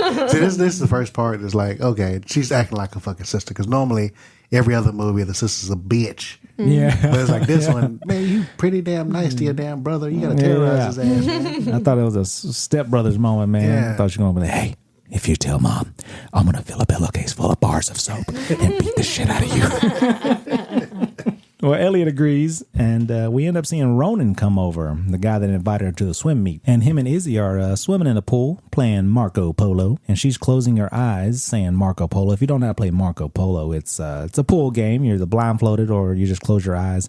You say Marco, and the other participants in the pool will say Polo. And as they do that, you get closer to where you hear it. And sometimes people can sneak out of the water and they'll say, fish out of water. And then I thought that's cheating, getting out I mean, you of the kind of get water. eliminated if you're caught. Right. But if not, it's not cheating, but it's just part of the game. Oh, he didn't say fish out of water, did he? No, she says that. If she calls it, then he'll be out. But she did say it one time, and he was still in the pool, and she was like, nope. He said, nope. So, yeah, they're playing Marco Polo, and he swims up to the edge, and he actually does get out without her knowing. And she continues to play, and she hears someone whisper, Polo. Well, also, hold on, pause. So when he got out of the water, the music, skirted off, it cut off. So at this point, where's Ronan? Did he cut the music off? Did he not cut it off, and then it cut off on its own, like the pool? We'll talk about that. But the lights do start to flicker again, and then they go out. She has her eyes slightly open, just like a little bit of a little slit, so you can see a little bit of something, and she can see a figure in the pool, and she swims over to it, but when she gets close enough to touch it, it disappears. And she looks down, and she can see something under her. So she's like, Ronan, you're dead. So she takes a look under the water, and Ronan is actually dead. He floats to the top. He's dead. No, I'm just kidding. That didn't happen. When she comes back up, the figure's behind her, and it dives down into the water, and she thinks it's Ronan again. So she dives down after him, going deep into the deep part of the swimming pool. It's not that damn deep. She kept on swimming and swimming and swimming. When I first seen this part, I was like, God, how deep is this fucking pool, bro? Jesus. Well, she's down there, and some air bubbles start coming up. And with one of the air bubbles comes up a fat, bloated, drowned, dead body man. Gee. To me, it looked like a weird clown or something. So if you remember the scene from the water filter, that creature looked different than what was in this pool. That's possible. Could have had a birthday party out Attacking there, her. and the clown entertainment might have fell in and just got sucked in and drowned. So This one looks like a boomer from Left 4 Dead. Oh, man. Well, this thing is grabbing her leg, and she looks up. She sees the light from the pool. But, so far away. yeah, but you can see the whole rectangle pool as if she's inside of a portal, not inside the pool. It's weird, like she's in another dimension. So she swims up and gets out. When she gets out, she's freaking out. And Ronan is there, and he's like, easy, easy, easy. Are you okay? Well, what's going on, Izzy? What happened? And Where she the fuck said, was he at? She said, I thought you were down there. He says, No, I was out here. Maybe your foot got caught by the pool cleaner or something. He would have seen that. No, he said that it was only a few seconds. Yeah. What was happening to her was a couple minutes. Yeah, well, in a few seconds. So she agrees because I don't think she wants to seem like the weirdo or something. And that's when Elliot yells out, Izzy, Mom and Dad are coming home. And she's like, oh, shit. Oh, you have to leave. I didn't tell him that anybody was going to be over here. So he's like, oh, okay. So he starts grabbing his stuff, and he kisses her before he leaves. And he's like, hey, thanks for the invite. I'll be over tomorrow or Saturday or whatever. And she's like, what? The pool party. He's like, okay. He just runs off. Well, so this whole scene, Elliot says that the parents are home. So he takes a couple minutes, I would say a minute or so, to kiss, grabbing stuff, runs to the gate. He says loud like, the gate won't open. What the fuck? The parents are home. He said the gate won't open. Right? Like, why are you taking time to kiss her? He got to jump over the gate. Yeah. I don't know. It was just You kind of nitpicky now. You know. I am because How like long does it take to kiss somebody? Come on, quit playing. the way that he acted, it was a little bit long, and then he had to get his stuff, run across. It only takes a peck. Yeah. Anyways, I think what you were getting at earlier is the time frame from when Ronan was telling her, it only took us you were only down there for a few seconds. Well, I think she was in a trance or she was experiencing something like longer than what he's seen. So yeah, she was experiencing all that, but it was like that. Yeah, but I'm curious if he got out of the pool about the music part. I was curious about that part. But then also, was he looking into the pool and watching her to see where she went? Like, did the pool... She might not have gone nowhere. This might have been in her mind. Like the ghost or whatever it is might have just... She wasn't in there for that long. She was It was like a blink and it was done. And he was like, oh, you're only down there for a second. So there was none of that. My brain was like, she's actually experiencing going into the deep part. He's probably seen something, whatever the creature, spirit or whatever is wanting him to see type of thing. Well, the next day at the pool party, Elliot is at Izzy's door and he tells her, I saw how you were looking at the water. Tell me what happened.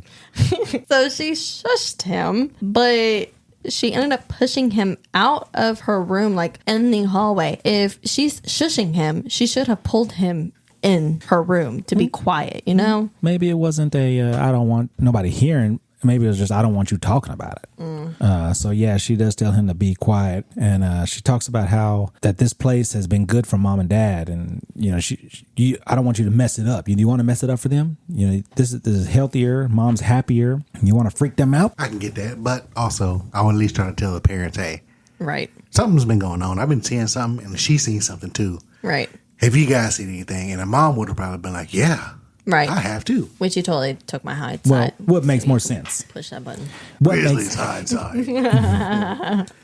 What makes more sense? That the pool's helping us and it's haunted? She tells him to keep his mouth shut. And that's when Eve comes in and she looks at both of them. Is like, is everything okay? And Elliot's like, yeah, everything's fine. And that's when the pool party begins.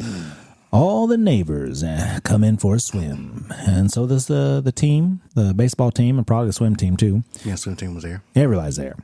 Friends from all over. Everybody's coming to have a great time. They're going to meet the Wallers.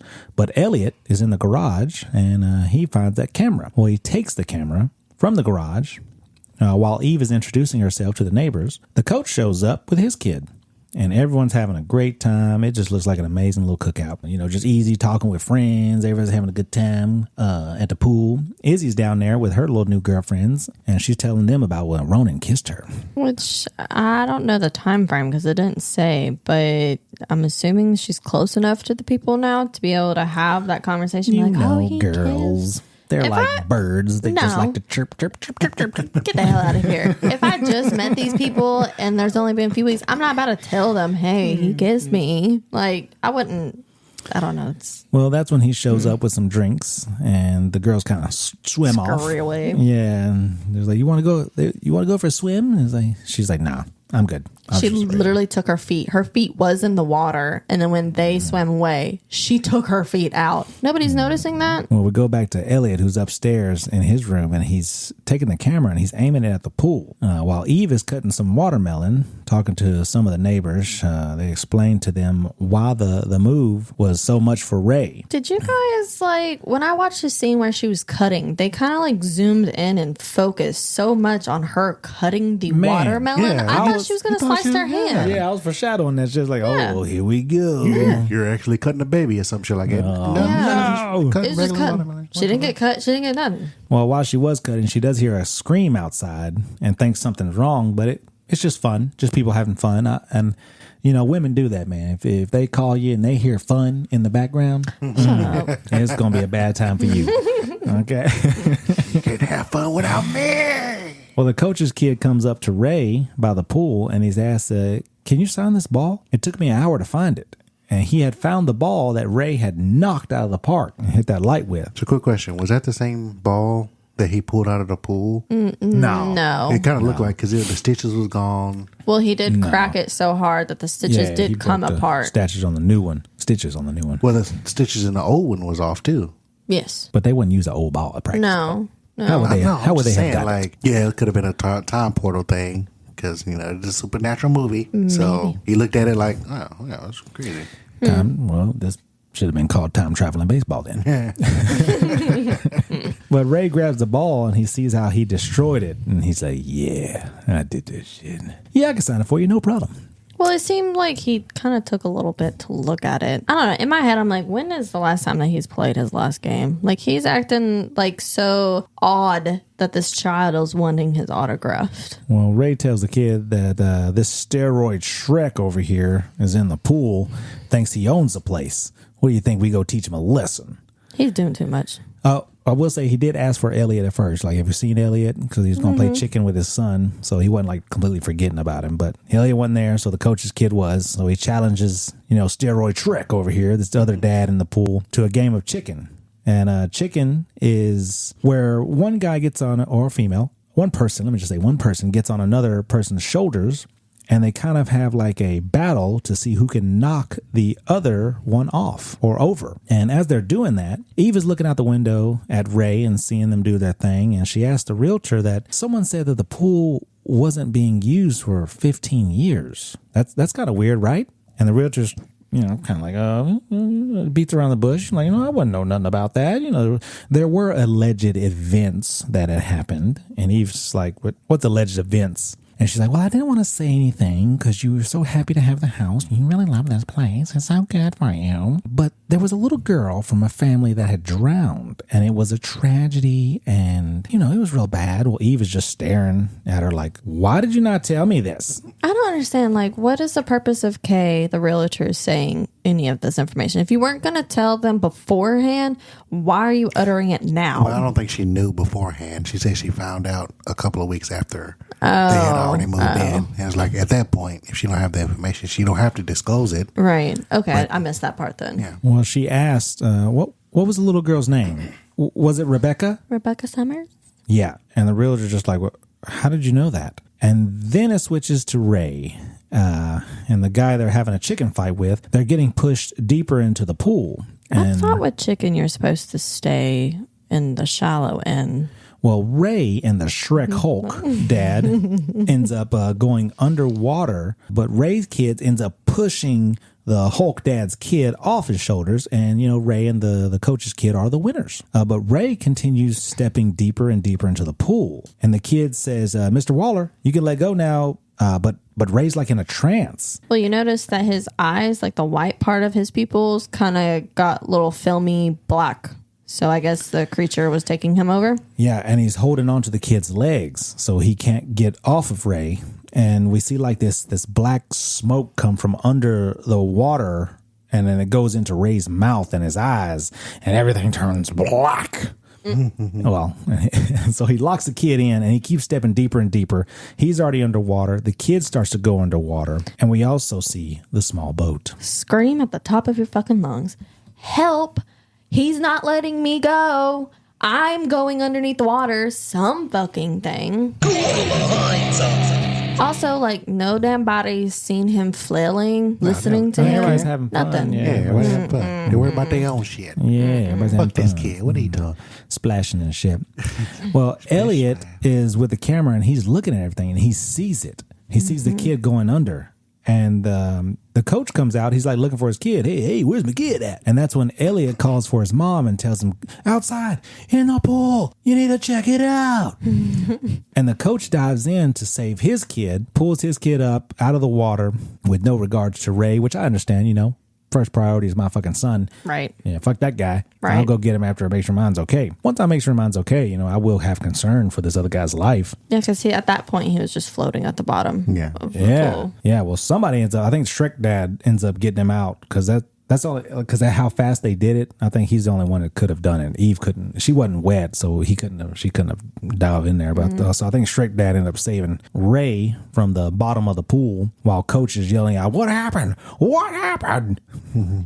Well, Ray, we thought he was dead, man, but he finally comes alive, starts coughing. Well, she did CPR on him. Yeah. Started to do CPR. Yeah, half of it. She started doing chest compressions on him, and he ends up coming back to life. And they get him inside, or get him up and inside. Which I don't get that either. I'm sorry, but I don't understand that. If you were literally doing CPR, you call the paramedics, you call the police, you keep his ass on the ground. This motherfucker has stopped breathing.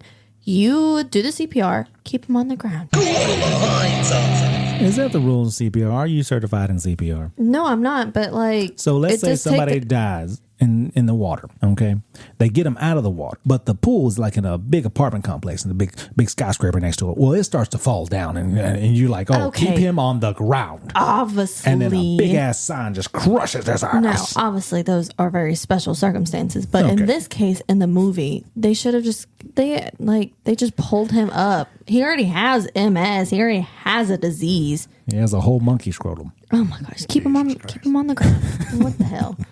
The paramedics are called, and Eve has explained to the coach that and coach and his wife that he has a disease that affects his nervous system. And the coach tells her, I think it's best if you don't come to practice. And then the wife like, I don't think you need to come to my family again. Well, hold on. You seen her face? Because the dad was like, we're not going to press charges. And the mom's like looking at him sideways like, she wanted to press charges I think against that is him. crazy because dude does have multiple sclerosis and that does like lock your muscles up. So it's like, well, stop being a bitch. Yeah, you're going to send him to prison for that? Like, I know he almost killed your kid, but he would have killed himself too. Yeah. Right. He didn't do it on purpose. Right. I don't know. She was being a bitch. He could have been doing it on purpose, but I mean, that's how certain people, certain forms of the human species think is emotional. It's just all emotions. I'm about no. What? You I didn't say implying nothing. women. Why don't you just imply Karen? he could have said, Yeah. It's a white woman acting like a fool. She acting like a was Karen. Hispanic. she seemed Hispanic to me. Yeah. Oh, she looked white to me. You're Okay, right. woman. You could have just been like, okay, Karens, instead of lumping all females into your statement. Well, all females are Karens, so Lord. All Karens are female, at least. I'll tell you what. So the coach tells her, it's best you don't come to practice. And, the wife's emotional. You don't come near my family again. Kind of crazy. Well, Eve takes a long look at the pool after She knows. everyone leaves, and she's making a connection in her mind. So they load Ray up in the car with the rest of the family, Very smart. and Eve is telling him that there's something wrong with the pool. And Ray's like, no, the pool's good for us. It's a good place. I've been getting better. Yeah. And she explains to Ray that you almost drowned. And you almost drowned a little boy. He kind of stops and is like, oh, shit, did I do that? Like he didn't know. Kind of like what we were talking about earlier. Like he just went into a trance. Maybe he lost some time and they come back. So he's like, okay, all right, I'll get in the car with you. So he gets in the car and they start to back out of the driveway and he starts coughing. Well, he starts getting pale. He can't breathe. And they're like, what the hell's happening? Mom's freaking out. She don't know. Yeah, his veins are turning black, so she ends up stopping the car, and they get him in the bed and call the doctor, and they just recommend rest right now until they can get his appointment. This fool's like, can you take me into the water? It's so cool in the deep end. Oh, hell Yes. no. I would have been like, bitch, nope. Right. I'm blowing this shit up. He wakes up and apologizes to her, and she's like, it's okay, you don't have to talk. But I'm going to get you stable. Oh. And then we'll figure out what to do next. I'm sorry. He's obviously possessed. He's doing something. I would take the kids. I would make sure he's fine. I'll at least be somewhat of a good wife. Make sure he's fine. Set up in bed. But I'd be taking my kids and dipping the fuck out. I would not, my kids are not staying in the house. Yeah, the kids. Yeah, the kids don't feel that shit. Whenever she was leaving, the kids didn't feel that shit. So yeah, hey, you going to my parents, you stay here because every time we fucking try to leave, your ass. Well, at this point, do they even have anybody? Because this whole entire movie, it's just them four. Like, I don't know if the grandparents are dead or if they're just not in the same city. But either way, they would not be there. Possibly. Well, Eve decides to drain the pool. She throws a little water pump in there, and it starts slowly draining the pool. And then she goes in to check on the kids. Elliot, I guess, was scared to sleep in his own room, so he's staying in Izzy's room. Eve talks to Izzy, and she's talking to her about her dad. Talks about being bad and what it feels like for how old she was whenever she was giving birth. And she thought that, she was going to give up. She thought that, she's going to be a terrible mom. She's not going to be good at this. And that all changed. She was scared, but that all changed whenever Izzy was born. And she felt like that she was no longer alone in this world. Which I took it that he was doing baseball and she had to go through the whole birth on her own. Well, the next day, Eve is doing a search at the school. And, you know, she's a teacher, so she's getting all the permanent records. No, she's not a teacher. She just works in the admin office. Oh, okay. Well, she still has access to the permanent records. She totally hung up. Like, she totally, in the phone rang, totally clicked it up. And Somebody could have had emergency or anything. My kid's allergic to peanuts. I forgot to text. Well, today's peanut butter and jelly day. Well, she looks up Rebecca Summers, the girl who had drowned in the pool, and she's also calling the realtor and asking about that. And she's telling her that it wasn't just Rebecca that died. It was multiple people that had died in that pool. Who went missing. Oh, my God. Yeah. They said missing. So many people. Yeah, the realtor's like, what can I do to help? And she's like, you can tell me where the Summers families is. I'm going to kill them. Why would the realtor know this information? Even if she didn't know this information, she can't look it up. How would she find that? You can tell where people live. You can look on I think it's like some kind of tax website for Tennessee for properties, and you can see who owns that property. Oh. That's how you can figure out. Before you owned it, too. Yeah, that's how I figured out who owned like what properties, so I could move my shop to that location. I was like, who owns this? So I just look up it's a trustee web. Oh, no, that's not it. It's some kind of tax thing. You can say who paid tax on it. But I know I seen one picture that she pulled through, and it was just like, it looked like it was an orphanage or something. Mm-hmm. And it had like 7 people circled. And it's like, bro, how many people got to die before you say, hey, don't get in the fucking pool? Right. No, I don't know. They just like, man, all right, well, we ain't got to take care of this one, so check out. Well, I mean, like, how is there not a connection either with all of these people missing that live in the same house over all the... Yeah. But the realtor might have sold the Summers family their new house. But Eve arrives at the Summers house, and I guess she called ahead, and the lady welcomes her in. It's an older Asian lady with an oxygen tank, and she was talking about all the accolades of her son and everything he's accomplished, and that's why we got this house now. And all up the son's ass. Eve's like, I want to talk to you about the old house. And the lady's about, oh, that's a special place. It was, and she could hardly get her son out of, and Eve asked about her daughter. And that's when the lady was like, oh, yeah, I did have a daughter. Well, she went over to fill up her glass of water. And she overfilled that shit. Yeah. But no, that's the most concerning thing is that she said she didn't have a daughter. Man. It's like, what? Like, she couldn't get her son out of her mouth. Like, Eve wasn't even asking about this lady's son, but she just kept on and kept on. So, Eve was like, all right, what about your daughter? Because you didn't mention that. Like, well, let's talk about that. So Eve tells her about her husband and how he's gotten better since he's been in the house and that pool. And she thinks that something's wrong with the pool. And that's when Miss Summers starts coughing. And she says, what happened to your daughter? What happened to Rebecca? She says her name. Well, she starts coughing more and more. And that's when she gets up to pour that glass of water, and it just overfills, and she keeps on pouring. And it's like, ma'am, I think you got enough. You can't put no more in there. Mm-hmm. I don't, why? What was the purpose of that? Well, Miss Summers explains that some water is magic. And before there was a house, there was a pool. Well, before there was a house or a pool, there was a spring in the ground. And it gives you your deepest desires that people used to worship. And they found out that it could do Tamagami, the deep water. And it says that the whale has a wish of its own. So it wants souls. Yeah. Mm-hmm. Digging holes and taking souls. Just like the Undertaker. So once the water gives life, someone has to pay so that the whale can keep giving. And she explains that her son was sick. And Eve asks, well, what happened to your daughter? Again. And Miss Summers says it was better for Rebecca. For a kid to not know what's coming. And then it shows a flashback of Thomas, who was her son, the brother who could hear Rebecca screaming and drowning in the pool. He tried to get up and go save her, but someone, Mrs. Summers, locked the door so that he couldn't get out. So if he heard the screams, how did the neighbors not? Because this isn't a neighborhood. Yeah.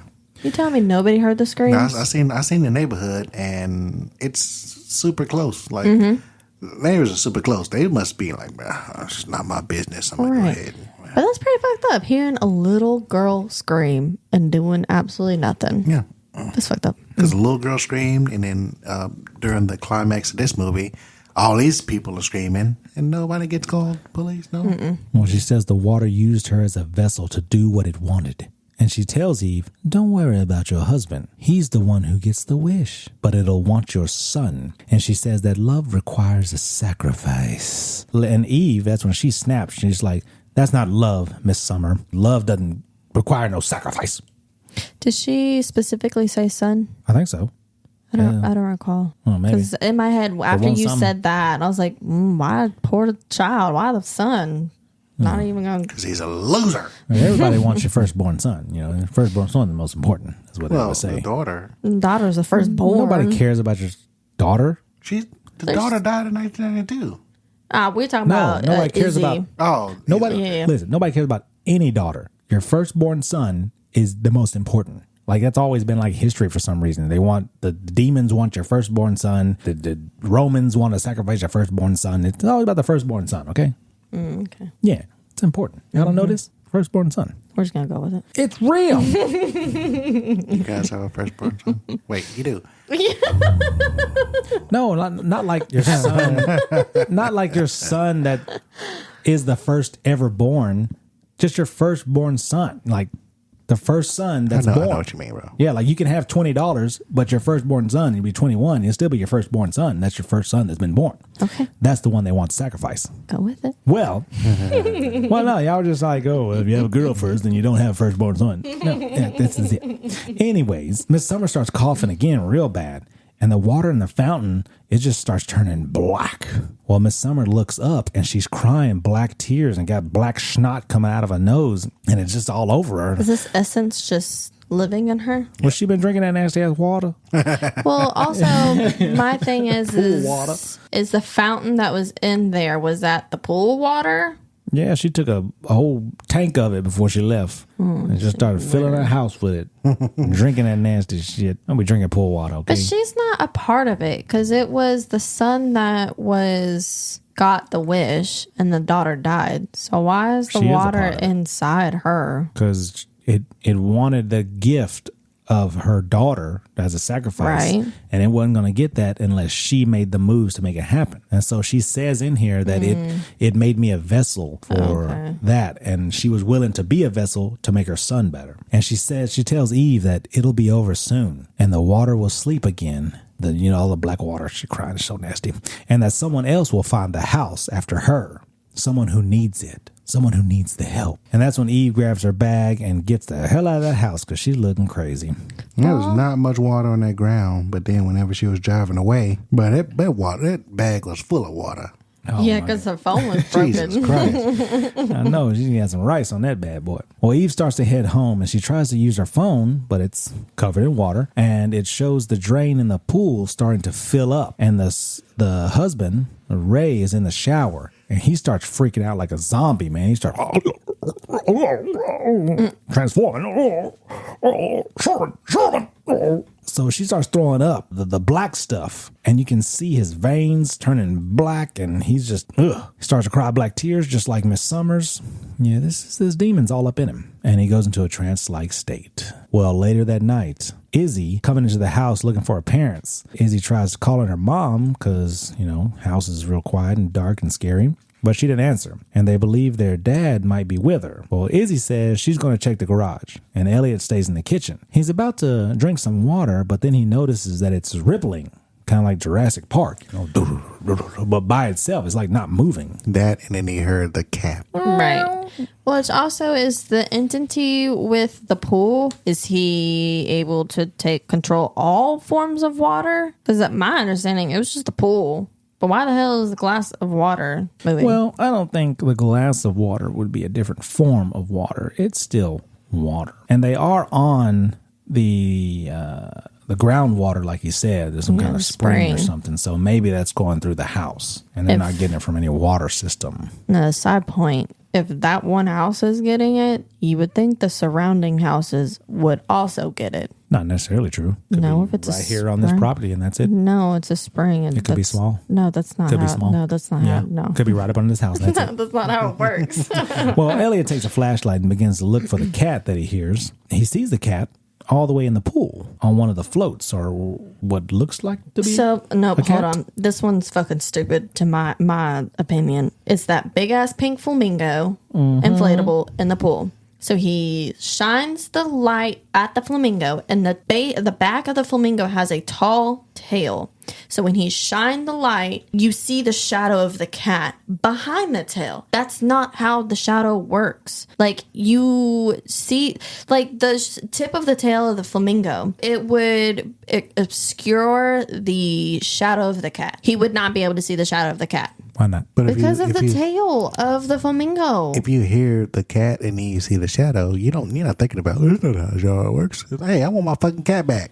Might be I a real agree, cat. but I think it was just stupid how they did this scene with it. Like, they should have angled. I don't know. They should have maybe not do the fucking flamingo. All I know is that this dude goes on the damn diving board, and when he could have just walked to the side of the damn thing, the flamingo, and see if there was something in there. Right. And he does get on the diving board, and he does start to reach for this float to see if he can, really come on over here, Well, buddy. even standing on the diving board, you would be able to see over the fucking tail. I don't get it. He starts reaching for it, and he doesn't see the cat whenever it turns around, but he does see some kind of creature with sharp claws, and since he's grabbing the float, the creature jerked the float, which jerked him into the pool.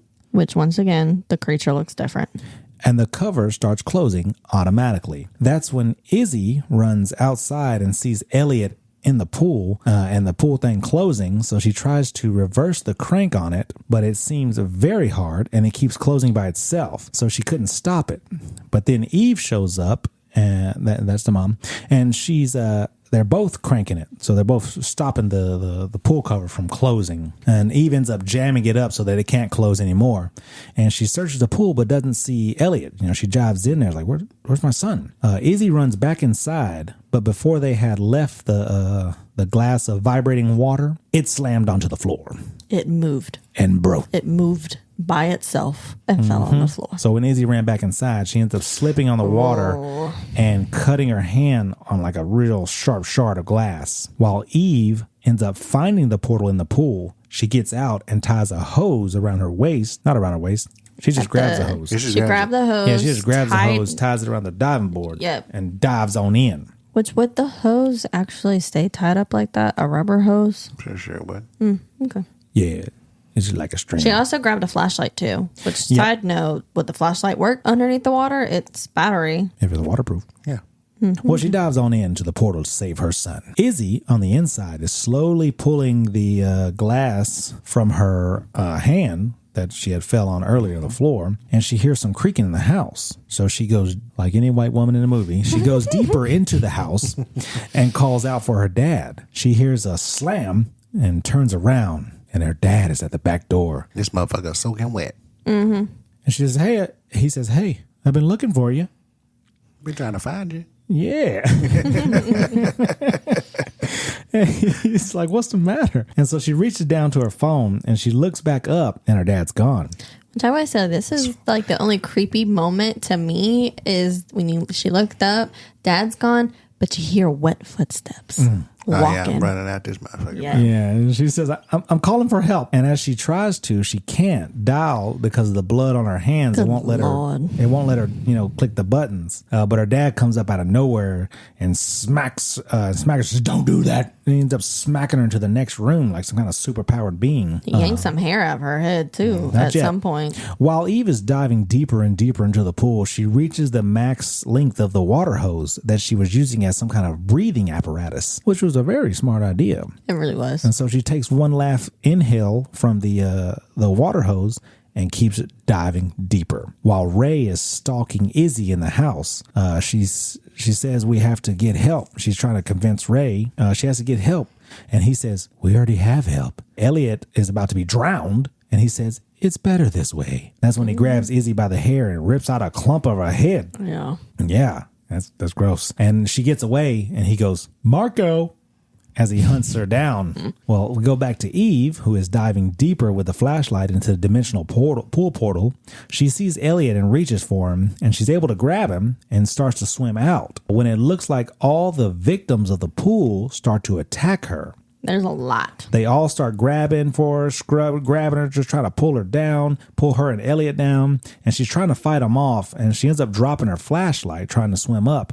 And this reminded me of Insidious, that little rule where if the dead know you're there, they're going to want you because they want to be alive. They're going to want to try to find your body and your vessel and try to get alive. I don't know if that's the same motivation for them here. No, they just want more company. Yeah, I guess Even so. though there's fucking thousands of these motherfuckers up in there. Yeah, that is kind of some bullshit. Well, Izzy ends up running into the garage and trying to get out through the garage, but the door doesn't open. Why the door won't open? Well, our door won't open unless you hit the button. Well, why didn't she hit the fucking button? She can't get to the button. It's by the doorway. You go back over by the doorway, you go meet your daddy. But she came from the doorway. But she didn't know if she wanted to get out being yet. chased. I don't know. I don't think that's a poor scene. Anyways, Ray, who's still stalking her, is talking about some Margot. She's hiding, but then suddenly the TV comes on, and it kind of scares her. Scares the shit out of her. No, man, it scared the mess out of me, too. And it's an old video of Ray's game when he used to play baseball. Well, the TV goes silent, and Ray pops up saying, "You're supposed to say polo." Well, Eve, back to her, seems to have gotten away from most of the ghosts, and she's swimming out, or what she thinks is out, but she can't see where the portal is. And that's when we see Rebecca in the water, and she's looking at Eve, and she points down. And I guess through all the swimming and trying to save her son, she got disorientated. Well, Rebecca shows Eve the coin, kind of a symbol like, "Hey, I'm on your side. I'm here to help." Yeah, little smiley face. Look down. Yeah. And that's when Eve sees the portal is actually down. So Eve was actually swimming deeper into the abyss. And she sees that she was going the wrong way. So that's when she turns around, goes the opposite direction. As the victims are still trying to chase her down, she ends up surfacing with Elliot. She has amazing lung capacity. And then she ends up swimming to the edge of the pool. But back in the garage, Izzy's still in there. And Ray, we're hearing him say, "Why don't you stay here? Because this will be over soon." And he closes the garage door, leaving Izzy in the garage. Well, she sees his old bat hanging on the wall, and she grabs it. Meanwhile... Well, I guess he forgot that the door doesn't lock one way. It locks both ways, because she is out this motherfucker fast. Yeah. I guess she believed, as a good girl, she'll listen. Just stay here. So she ends up getting the bat. And meanwhile, outside, it looks like Elliot has been drowned, and Eve begins CPR on him. So we got to believe she's certified, because she tried it on Ray earlier, and then now she's trying it on him. I don't know. I will say she got in like a few pumps of CPR, but then Ray came. She completely disregards Elliot and tries to talk to Ray. Yeah, and Ray's like, "Love requires a sacrifice." Yeah. And Eve says, "We need to get him to a hospital. He needs your help." Why is she trying to talk to him? Why is she trying to convince him of anything? Let me tell you why. Because it works. Because he starts choking. He's like, "Your son needs your help." Well, he starts choking. He starts choking on the water. And Eve's trying to conversate with him. And the water, Ray, says that the water chose him. Eve sees Izzy behind him with the bat. And she gives her the signal, because Ray has Eve by the throat with one arm. Like, she's giving him super strength. This water has given him super strength. So Ray grabs Eve, lifts her ass off the goddamn floor, and like choking him, like, "You're gonna die." And she sees Izzy behind him, and she gives him the signal, the fist on fist. So it looks like I didn't even see that. It looks like she's beating on his hand to stop him, but she's actually giving the signal to swing, swing, swing, the green light to go. And that's when Izzy's like, "Okay." And she cracks Ray in the knees. Yeah, crack his knees, man.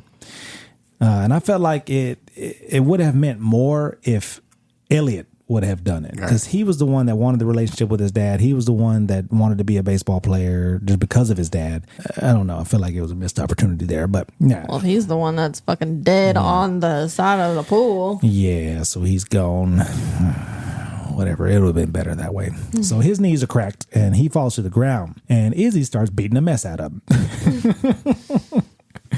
And that's when we see Ray. He's seeing a flashback of his life with his family, and he finally snaps out of it by throwing up the black water. And I guess that was what was possessing him. And that's when Elliot wakes up, and Eve says, "You have to get him out of here." Ray tries to get up and walk and leave, but he looks back at the pool, and he sees the black water coming out of the drain. And as they're leaving, Elliot starts getting worse, he starts choking. He can't breathe. He's also coughing up the black water. And that's when Ray realizes, someone has to pay. Someone has to pay. But this is the part where I don't get it, because I understand that Ray wanted to get better. But at this point in time, he's choosing family over his wants. So he no longer wants that. So why couldn't the pool just be like, okay, these motherfuckers don't want their wish anymore. I'm going to leave it be. Because it needs a sacrifice. Does it really need a sacrifice? It wants a soul. So Ray decides to walk into the pool, into the black water, to save his son's life. While they're trying to get Elliot to breathe again,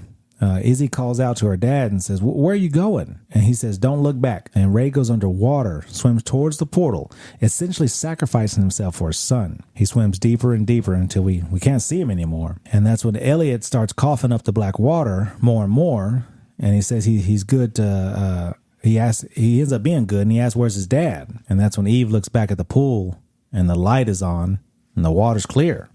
Everything seemed normal, like none of this ever happened. This is an opportunity. They could have had a twist in here, but I'm going to say it later. Well, the next day, or maybe a week or a month, I don't know, they play a video of Ray giving like a last message to his kids. And I guess where he says he feels he has something to prove. He feels like he has something to prove. He wants to make his family proud. That's why he couldn't stop playing baseball, man. You really wanted to do something for him. And while this video's playing, Eve is looking at the drained pool with Izzy and Elliot. Eve pulls the coin out of the water, the one that Ray had given Elliot. I don't get why she's in the pool. Like, I get it, like the dad, Ray, was the sacrifice, but why be in the pool? You don't know the specific rules. Like, this thing could come back. I think she knows it has to be water in there. Yeah, and there was only like a puddle of water left in there. But the motherfucker filled up on its own a couple times. So, what water was left in the pool? Eve tells them that they could sell the house, go anywhere, and Elliot says, "But this is going to happen to someone else, isn't it?" And Izzy says, "The dad wouldn't want that." So you hear an engine start up, and we see that they're filling the pool full of dirt. No more water. No more hunted water is the logic here. And after dumping the dirt, and everything goes back black, and then we see a little bit of water. Still, like bubbles bubbling up through the water. And then Night Swim comes across the screen. And then everything goes black. And the words go up. Night Swim. Oh, Night Swim. So my thing is that, okay, go ahead and cover up your husband's murder by filling up a pool where you presumably buried his dead body, right? Like, cops is not going to look up, hey, why did you put dirt in a pool? Well, he's claimed Right? missing now. That's because all the other people is considered missing. We don't know that. We don't know. Hey, where's your husband? Oh, why'd you put dirt in the pool? I got some questions for you. You're coming downtown, man. All right. Sorry, go ahead. No, because I have a hindsight. You finish your thought. The potential twist was that hose was still in the water, right? It's at least got to be 100-foot hose, right? You would think so. He could have just went up in there and then they could have just pulled the thing out because the boy already spit up the black water. Man. He's like, oh, well, he don't have no water in his shit now, so it's like, fine, come on. Oh, that might be perfect. A good one, man. He's still breathing up on there. He like, damn, y'all closed the portal. I was coming back up. Damn. I noticed that because I was like, wait, the hose is still there. We still got a chance. He gonna die. Damn. I do have a final hindsight. Instead of just filling it up with dirt, I would have gotten the pool concrete part destroyed, removed that completely, then remove the pieces, and then filled it with dirt, and then put like a concrete patio over to that. Because I don't know, if the pool's able to fill itself back up with water, I'm assuming over all of the years, someone else has thought, let's just fill this up with dirt. And obviously that didn't stay there. So I would have gone through many different steps to make sure this shit does not come back. Well, let's teach you guys a little something that you may have not known about Night Swim in these interesting facts. Extra, extra, hear all about it. We got the facts. Boy, I got these bangers with these intros, you know what I mean? All right, guys, I'm going to go up first, man. I've got directorial debut. Director Bryce McGuire for Night Swim is a supernatural horror film written and directed by Bryce McGuire, which is his first feature film. Kind of like Eddie Murphy, man. This is our 2 in a row. Yay. First directorial debuts. Koala? The real life house location that was used for the family home on screen doesn't actually fully connect to the garage. So the pool can be seen from the front yard, but Facade, F-A-C-A-D-E, I think I said that right, was added to make it look like one full structure and to block the pool from the view of the front of the house. Whenever Ray was in his garage and he was pulling out the memorabilia, you can tell that the first card he pulled out, he graded and signed, was fake because it didn't have a back on it. It was just a plain piece of paper. Dang.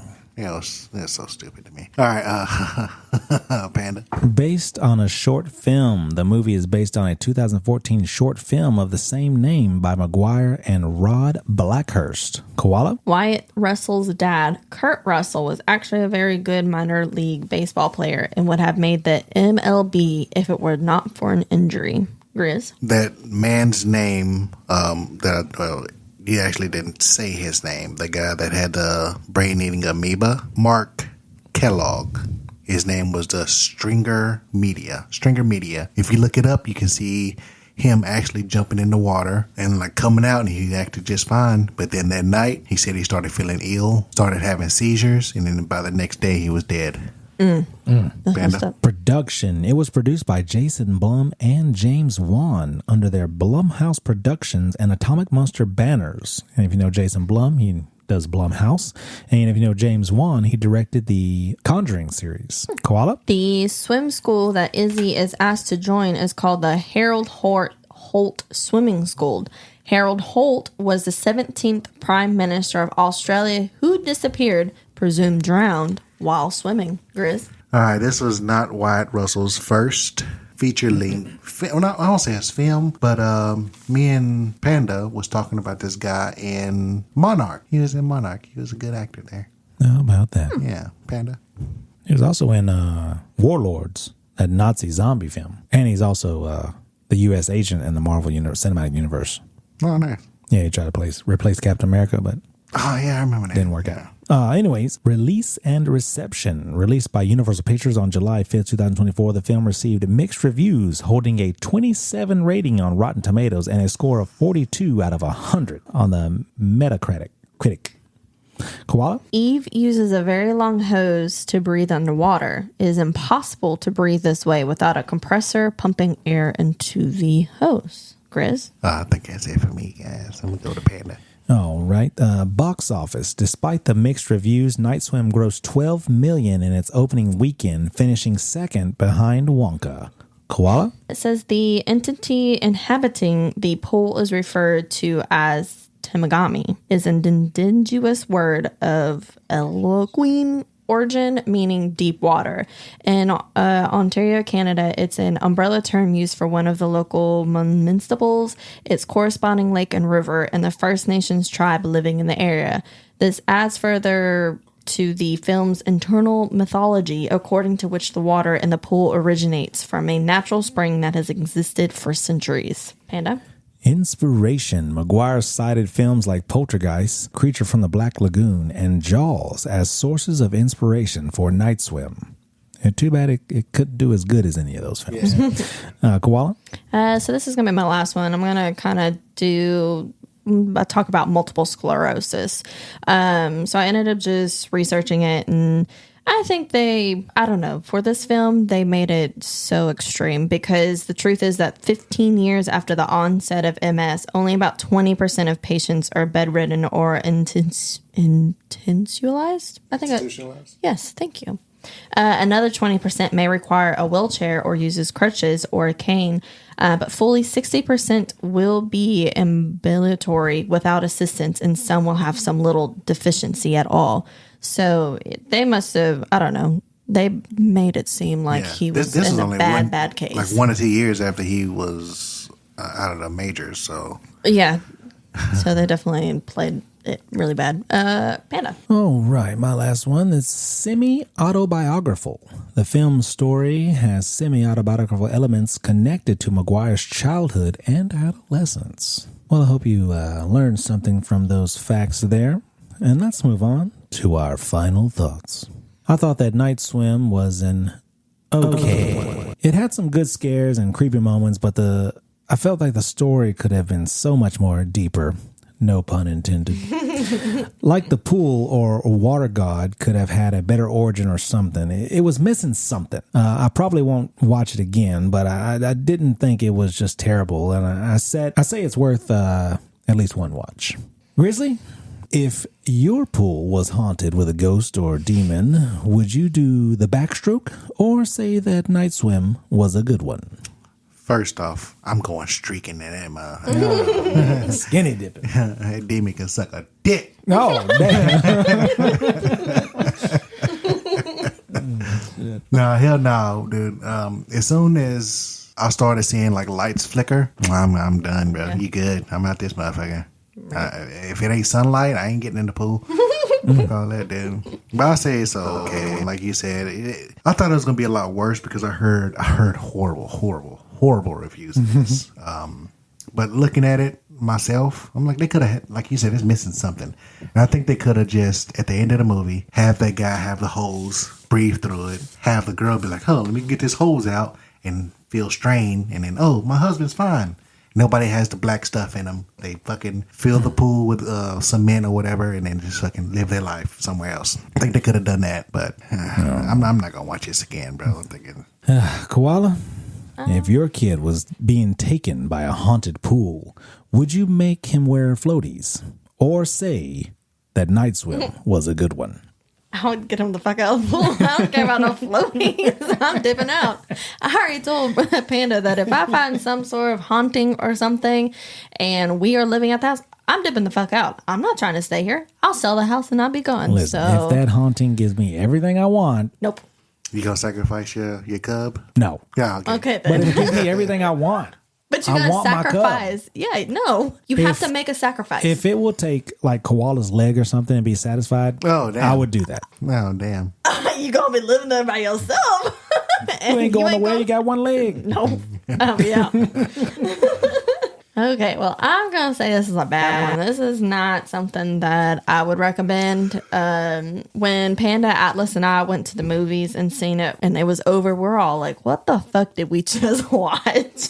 Even after watching it 2 more times for the review, it just didn't make sense. Is the Timigami an actual creature? Even though when we seen it, each time it looked different. Is it more of a spirit of the spring water or is it just water in itself haunted? To me, it was never a clear-cut answer. Plus, the people unsure how many went missing at the specific house wouldn't think it would be suspicious. Like, also, we know Ray was sick, and also the Asian little boy that was saved was sick. So is it also attracting just the sick ones to this house to be able to make the deals? Like, it just wasn't specific to me enough. Also, that is an underground spring water, but there was many houses around the house that had the pools, so wouldn't it affect other people's houses? And then also with the Asian woman, when Eve was talking to her and when we seen her, she had the dark water coming from her. Will she forever have that in her? I don't know. It didn't come together for me, the plot story-wise. So I would just say overall it's a bad one. It's not something I would rewatch, and I think it was bad writing, and I would not recommend. So, all right. Well, we appreciate that. All right, guys, and that's our movie review of Night Swim. But now it's time to prepare for movie 20 questions. I hope you guys are ready. This submission comes from our old brother, Polar. So let's let this interrogation begin. Are we doing the year again? Do the year again. Was this movie made after 2000? Yes. Was this movie made after 2010? No. Thinking 2005 to 2010. Okay, let's go for it. Was the movie made between 2005 2010? Yes. Okay. Genre, I think comedy, action. Does he watch horror? Comedy action. I don't think he does good with horror. What other genres are there? Because I feel like we stick with those 3. Drama. I don't see him doing that. Documentary. No, I don't see him doing that either. Classical. So there are a lot of movie genres, okay? There's action, horror, drama, science fiction, thriller, crime film, comedy, romance, western, fantasy, comedy, adventure, animation, documentary, romantic comedy, musical, historical film, music, fantasy, noir, science fiction, mystery, narrative, thriller, action, comedy, war, fiction, history, martial arts, epic, animated film, children's film, music genre, sports, melodrama, television, spaghetti western, art, The fuck is historical spaghetti fiction, western? hybrid genre, exploitation, short, indie film, satire, science, dark comedy, slasher. Clint Eastwood was in a bunch of spaghetti comedies, spaghetti westerns. Okay, so tons. So we want to do comedy, action, and then let's do one more. To see, well, I guess we can't be like... Comedy, action, thriller. Okay. Is this movie a comedy, action, or thriller? Yes. Was this movie comedy or action? No. So it's a thriller. What is the difference between a thriller? That's 5. Okay, what's the difference between thriller and action?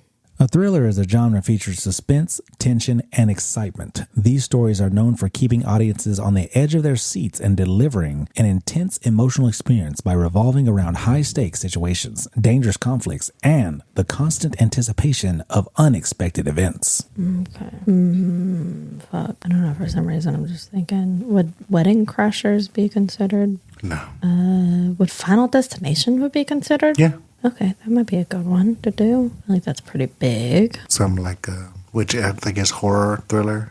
Something like Shutter Island. Ooh. Yeah, it's pretty good. Or Doom. How are you wanting to do this? Are you wanting to do actors or do more solidify the year? I say let's do the year. Okay. So right now it's between 2005 and 2010. Is this movie 2007 to 2010? Yes. Like in 2000. Okay, 2007. 2008 was around the time that we would actually like get into these type of movies that we would watch. Plus, his favorite movie came out in 2008. What is that one? Step Brothers. And 2008. So I think that's when he started to focus on movies a lot. Is that considered a thriller? No, it's a comedy. Okay. Yeah, no. I was like, But we still got to get the year down. yeah. This movie come out in 2008. No. Oh, damn. Never mind. 7, 9, 10. Is this movie made is it made 2009 or 2010? Yes. Okay. So at least it's one or the other. You could have just asked one of those. Yeah, but we also had 2007. So. Okay, let me. So thriller. Let's see who's in good thrillers back in the day. Because I don't see him as as like an indie guy or a lesser known movie guy. And this is just movies, correct? It's not TV shows or anything like that. We've been doing this for so long. And it's called Movie 20 Questions. Okay. What about the guy that the kid got taken and from? Call Taken? Okay. Who is that dude? That is Liam Neeson. Liam, is that? Yeah, that's a thriller. Okay, so Liam Neeson. Oh, I said Nelson, but whatever. Would Terminator be considered a thriller? I guess you can say that. I don't know. What about the baldish white dude that's always in action movies? Bruce Willis? Would that be considered? When he started to slow down making movies too before he got super sick. I don't really watch a lot of thrillers, I guess. So I'm not really coming up with anything in my head. What are you thinking? Because I have Liam Neeson and Bruce Willis written down, and we normally do 3. Yeah. Let's do Gerard Butler. Okay. He was good back in the day. Okay. Is Liam Neeson, Bruce Willis, or Gerard Butler in the movie? No. What was our 9th question, too? Yeah. Would Jackie Chan be in any thrillers? He was pretty big, right? He was big, but I don't think he was doing thrillers. Okay. What about Leonardo DiCaprio? Okay. Leonardo. Let's try Ben Affleck. Okay. Panda's man's man, so it's gonna be a man at the top there. It's not gonna be a woman unless he's trying to throw us off on some shit. You know, a Polar? Polar, yeah, Polar. I don't see him being a big fan of Tom Hanks either. I mean, we got one more to add to it, so we could. I'm really not. Let's do Denzel Washington. Because I think Training Day came out around that time. He did a couple more movies. Okay. Is Leonardo DiCaprio, Ben Affleck, or Denzel Washington in the movie? Yes. That's 10. Okay. Let's do Ben Affleck. Because I think that's a movie he wouldn't go with. Is Ben Affleck in the movie? No. Oh. Well, this would be the 11th question, so we might as well just be like, oh, is it Leonardo DiCaprio? And then if it's not, then we'll know it's Denzel. Leonardo DiCaprio, not DiCaprio. Does this movie have Leonardo in it? Yes. Okay. Since we're on the 12th, do you want to just say, is this a 2009 film? Yep. Okay. Is this movie 2009? No. So it's 2010. 2010 with Leonardo. Shutter Island. Have you seen that? I've seen it. What is something in there? This is where his kids died because his wife drowned him, and he found him, and he lost his mind, and so he used to be a cop. That's what I think. In Shutter Island? Yeah, because it's kind of a horror thriller. It kept me on the edge of my seat. Okay. Definitely. Do you want But it was early 20th century. 20th or 19th? No. No, because this was back in the day where, cops had the revolvers and wore suits and stuff. Was Inception considered a thriller movie too? Yeah, I guess so. I did not see either one of those. So since we're already about to have the 14th question, do you want to ask something specific about either one of those? Yeah. Okay, so was this movie designed to be a dream within a dream? No. In this movie, did the main protagonist's children die? Yes. That's 15. Yeah, I kind of got my Shutter Island? Shutter Island. Okay, let's go for it then. Shutter Island. Is this movie Shutter Island? Yes, it is. You guys got it. Oh, my goodness, man. Did y'all win last week? Yeah, last month? Yeah. Okay. We didn't win 2 months ago. Okay. Yeah, we only lost one. Let's get this streak going again. Good job, guys. Y'all got it. Shutter Island. In 1954, an up-and-coming U.S. Marshal, Teddy Daniels, is assigned to investigate the disappearance of a patient from Boston's Shutter Island Ashcliff Hospital. He's been pushing for an assignment on the island for personal reasons, but before long, he thinks he's been brought there as part of a twisted plot by hospital doctors, whose radical treatment range from unethical to illegal to downright sinister. Teddy's shrewd investigating skills soon provide a promising lead, but the hospital refuses him access to records he suspects would break the case wide open. As a hurricane of cuts of communication with his mainland, more dangerous criminals escape in the confusion, and the puzzling, improbable clues multiply. Teddy begins to doubt everything: his memory, his partner, even his own sanity. So check out Shutter Island. Congratulations, guys. Y'all got a win, another win. Woo. Yeah, it was a good movie, too. Shutter Island is. Keep this streak going. But that's going to be it for us at We Real Reels. Be looking out for next month, where we'll be reviewing the most exciting Last Witch Hunter. Okay, we're going to take Vin Diesel, get him out from behind the wheel, and put him behind the hilt of a sword. Yeah, because it's all about family. Family and horses to go fast. Let's go. But that's going to be it for us We Real Reels, guys. We will see you next month in June. Koala. Bye. Grizz. I love you guys. Keep on reeling.